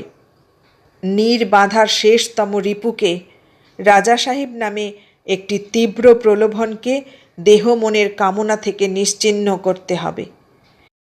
এই আরতি বরাঙ্গী বেদেনীর এই বিবসনা নাচ বেদে সমাজের চলিত প্রথা। ধোঁয়ায় ধোঁয়ায় পানাঘর ভরে গেল। তৃতীয় প্রহরের শেষে নাচ থামাল। মূর্ছিতের মতো বিগ্রহের সামনে আছড়ে পড়ল শঙ্খিনী। মাটির ধূপাধার ভেঙে শতখান হল। রাশি রাশি জ্বলন্ত অঙ্গার ছড়িয়ে পড়ল যাযাবরীর অনাবরণ দেহে। মনটা এখন অপরূপ প্রশান্তিতে ভরে আছে শঙ্খিনীর। এ কদিনের প্রায়শ্চিত্তে আবার বিশ্বহরির কৃপা ফিরে পেয়েছে সে। শীতের হিমভরা সকালে যাযাবরীর প্রসন্ন মন গুনগুন করে উঠল। তাহার দোয়ায় সূর্য ওঠে পূবের আকাশে, পরাণ পাইয়া ভেলায় বৈশ্যা লখাই হাসে, হায় বিশ্বহরির দোয়া। রক্তবলার সকাল একসময় সোনালি হল। শিশু দিন এখন কিশোর। সামনের লাটাবন দলিত করে এলো রাজা সাহেব। খালের জলে স্নান সেরে রাশি রাশি মেঘের মতো চুল রোদের দিকে ছড়িয়ে বসেছিল শঙ্খিনী। রাজা সাহেবের সঙ্গে চোখাচোখি হলো। রক্তটা সহসা কেমন যেন ঝনঝন শব্দে বেজে উঠল তার।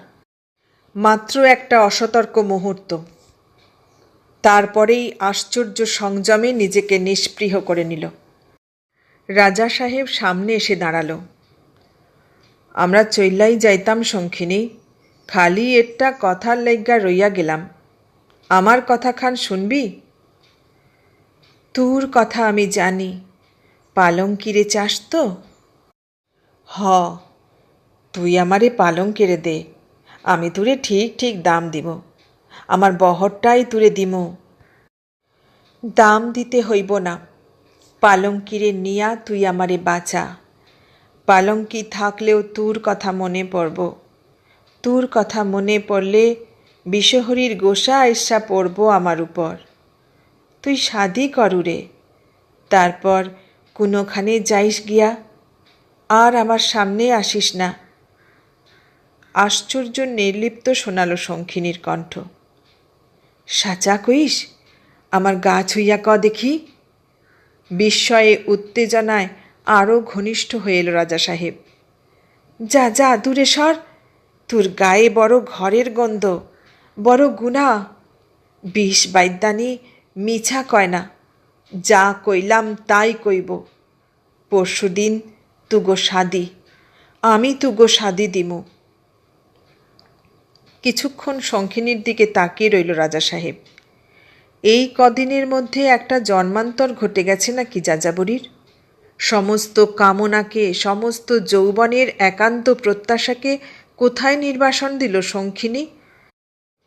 মাত্র কয়েকটি মুহূর্ত, তারপরেই হালকা একটা পাখির মতো উড়তে উড়তে লাটাবনের আড়ালে মিলিয়ে গেল রাজা সাহেব। আর পাটাতনের উপর বসে ফুসফুসটা যেন স্তব্ধ হয়ে যেতে চাইল শঙ্খিনীর।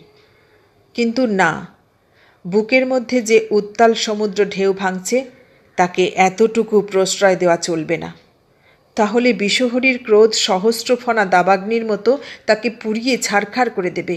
শিউরে উঠল নাগকন্যা। পানাঘরের দুর্গে আশ্রয় নিয়েছে শঙ্খিনী। বিলের পাড়ে মাটি কেটে ছোট পুকুর বানিয়েছিল বেবাজিয়ারা। পুকুরের দুপাশে রাজা সাহেব আর পালঙ্ক দাঁড়িয়ে আছে। মাঝখানে একখানা মুগার চাদর ঝুলিয়ে দিয়েছে হোমরা বেদে। তাদের চারদিকে বৃত্তের মতো নিবিড় হয়ে দাঁড়িয়েছে দুই বহরের অজস্র যাযাবর আর নাগকন্যারা। লাল টকটকে ঘাগরা পড়েছে পালঙ্ক, কপালে রক্তচন্দনের আলপনা, গলায় শ্বেতপদ্মের মালা, আর সারা দেহে ঝলমল করছে অপরূপ খুশির গয়না। রেশমি লুঙ্গি পরেছে রাজা সাহেব। কাঁধের সীমানায় নেমে আসা থরে থরে চুলগুলো গুছিয়ে গুঁজে নিয়েছে ধনেশ পাখির পালক। আজ রাজা সাহেব আর পালঙ্কির শাদি।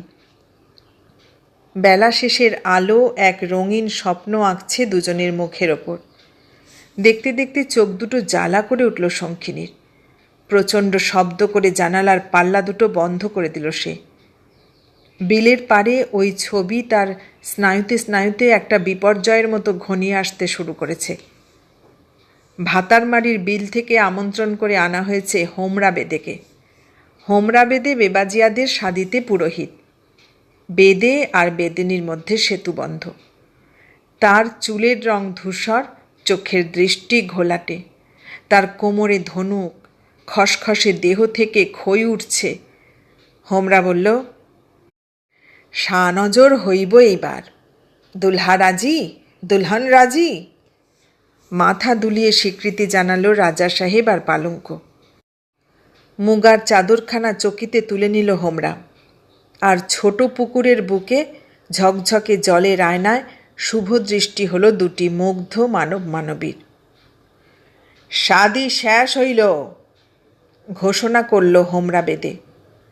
সোনাই বিবির বিলকে মুখর করে, শীতের বেলা শেষকে মধুর করে কলধ্বনি উঠল বেবাজিয়াদের। আর সেই আনন্দিত কলরব বিস্ফোরণের মতো পানহা ঘরের মধ্যে ফেটে পড়ল। কানের উপর হাত চাপা দিল শঙ্খিনী। বিষহরীর মুখের দিকে তাকালো সে। আশ্রয় খুঁজল, নির্ভরতা খুঁজল। বিলের পাড়ে অগ্নিকুণ্ড জ্বালিয়ে উৎসব শুরু হয়েছে বেবাজিয়াদের। গন্ডা গন্ডা মদের বোতল শূন্য হয়ে পড়ে আছে চারপাশে। উত্তাল হয়ে উঠছে ঢোলকের বাজনা, মাতাল হয়ে উঠছে বাঁশির সুর। গুরু গুরু দুলে উঠছে সোনাই বিবির বিলের হৃৎপিণ্ড। বিশাল একখানা ঘাসি নৌকোয় এসে বসেছে রাজা সাহেব আর পালঙ্ক। তাদের চারপাশে ঘন হয়ে বসেছে বেদেনীরা। নানা রঙের ঘাগরা আর কাঁচুলি, ছুরির মতো ঝকমকে হাসি, বিদ্যুৎ চমকের মতো কটাক্ষ একটা রঙিন অলৌকিক স্বপ্ন ঘনিয়ে এনেছে। পানহাঘর থেকে একসময় শঙ্খিনী এলো, মোহময়ী পালঙ্ক। রাজা সাহেবকে যেন চিনতে পারা যাচ্ছে না। হেরিকেনের রহস্যময় আলোতে অগুন্তি নাগকন্যার মধ্যবিন্দুতে একটি হীরকপদ্ম হয়ে জ্বলছে সে। এই রাজা সাহেবকে কোনোদিন দেখেনি শঙ্খিনী। এ রাজা সাহেব যেন অসত্য, অবাস্তব। অপলকে তাকিয়ে রইল নাগমতী বেদের মেয়ে। রক্তে রক্তে কি এক নিষিদ্ধ কামনা আবার কথা কয়ে উঠল। জলের লেখার মতো চেতনা থেকে মুছে গেল বিষহরীর শাসন। ফিসফিস গলায় সে ডাকল, পালঙ্কি, শোন, একটু বাইরে আয়। বিলের পাড়ে এসে দাঁড়ালো শঙ্খিনী আর পালঙ্ক। শঙ্খিনীর নিঃশ্বাস দ্রুতলয়ে পড়ছে, চোখ দুটো দুটুকরো মণির মতো জ্বলছে। স্নায়ুতে স্নায়ুতে সরীসৃপ চলে বেড়াচ্ছে তার। ভয়াতুর গলায় পালঙ্ক বলল, কি কইবা আম্মা? তোরে আমি বেবাক দিমু, এই বহর সোনা দানা বেবাক। তুই আমারে রাজা সাহেবের দে। আর্তনাদ করে উঠল পালঙ্ক। না না, ও আমি পারুম না। ঊর্ধ্বশ্বাসে ঘাসি নৌকার দিকে পালালো সে।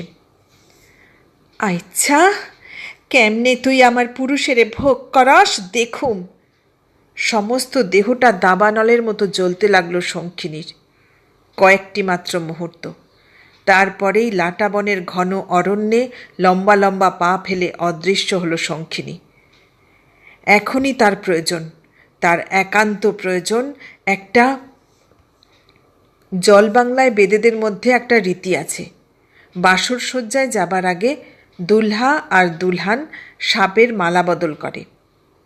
নাগিনীর সাক্ষ্যে তাদের বাসর সিদ্ধ হয়। রাজা সাহেব আর পালঙ্কের চারপাশ থেকে নাগকন্যারা মৌমাছির মতো চাক ভেঙে উঠে পড়েছে। রাতের পরমায়ু এখন 2 প্রহর। ডহর বিবি বলল, থাকলো রাক্ষসী তোর পুরুষ লইয়া, দেখিস পয়লা রাইতেই একেবারে গিল্লা ফেলিস না। খরধার হাসির রোল উঠল বিল কাঁপিয়ে। আতরজান বলল, সাপের ঝাঁপি কইল, মালা বদলটা কইরা দিয়া যায়। এই যে আমি লইয়া আইছি। বাইরে থেকে ঘাসি নৌকার পাটাতনে চলে এলো শঙ্খিনী। তার 2 কাঁখে 2টি সাপের ঝাঁপি, তার 2 চোখের মণি দুটো শিখা হয়ে জ্বলছে, তার হাসিতে তীব্র এক নিষ্ঠুরতা। ইতিমধ্যে নাগকন্যাদের হাসি থেমেছে। শঙ্খিনী আরও একটু এগিয়ে এলো। রাজা সাহেবের হাতে একটি ঝাঁপি আর অন্যটা পালঙ্কের দিকে বাড়িয়ে বলল, নে রাজা সাহেব, নেলো শালিক পঙ্খী, মালা বদল কর। সন্দিগ্ধ চোখে শঙ্খিনীর দিকে একবার তাকালো পালঙ্ক। তারপর দুজনেই ঝাঁপি টেনে নিল, রাজা সাহেব আর পালঙ্ক। রাজা সাহেব ঝাঁপির ঢাকনা সরাবার সঙ্গে সঙ্গে উহুকার মতো একটা কালচিতির ফণা বেরিয়ে এলো। পলকপাতের মধ্যে রাজা সাহেবের কপালে সেই ফণাটা চাবুকের মতো আছড়ে পড়ল। তারপর পাটাতনে নেমে নৌকোর জানালা দিয়ে বাইরের বিলে অদৃশ্য হলো। এ কি করলি শঙ্খিনী? মাতালের মতো টলতে টলতে পড়ে গেল রাজা সাহেব। কপালের ওপর চুনির মতো 2টি রক্তবিন্দু ফুটে বেরিয়েছে তার। শিরায় শিরায় মৃত্যুহিম বইতে শুরু করেছে। একসময় হেরিকেনের আলোয় রাজা সাহেবের দেহটা নীল হয়ে আসতে লাগলো। স্তব্ধ হয়ে গেছে বেদেনীরা, স্তব্ধ হয়ে দাঁড়িয়ে আছে পালঙ্ক। তীব্র তীক্ষ্ণ হাসিতে বিশাল নৌকোটাতে শিউরে তুলল শঙ্খিনী। কিলো শালিক পঙ্খী, আমার পুরুষের না ভোগ করতে চাইছিলি, নে ভোগ কর। তারপরেই আর্তনাদ করে রাজা সাহেবের বুকে আছড়ে পড়ল শঙ্খিনী। তার শরীর ঠান্ডা হতে শুরু করেছে। শঙ্খিনীর তীক্ষ্ণ আর্তনাদে সারা বিল কেঁপে ওঠে। এই আমি কি করলাম রাজা সাহেব, কি করলাম? শঙ্খিনী ভাবল, কালাচিতির বিষ তো এত তাড়াতাড়ি ক্রিয়া করে না। তবে এইমাত্র সোনাই বিবির বিল থেকে যে কালাচিতিটাকে সে ধরে এনেছিল তার জিভের নিচে এমন ভয়াল মৃত্যু কোথায় লুকিয়েছিল? তবে কি নিজের দেহ মনের যে জ্বালা বিষ হয়ে উঠেছিল আর সেটাই সে সাপটার দাঁতে গুঁজে দিয়েছিল? না কালচিতির ফনা হয়ে সেই ছোবল দিয়েছে রাজা সাহেবকে? ভাবতে ভাবতে নিথর হয়ে গেল নাগমতী বেদের মেয়ে। এতক্ষণ শুনলেন প্রফুল্ল রায়ের লেখা গল্প নাগমতী। কেমন লাগলো গল্পটা? ভালো লাগলে লাইক, কমেন্ট, শেয়ার করবেন। আর নতুন বন্ধু হলে সাবস্ক্রাইব করার অনুরোধ রইল। সবাইকে অনেক ধন্যবাদ জানিয়ে আজ এখানেই শেষ করলাম।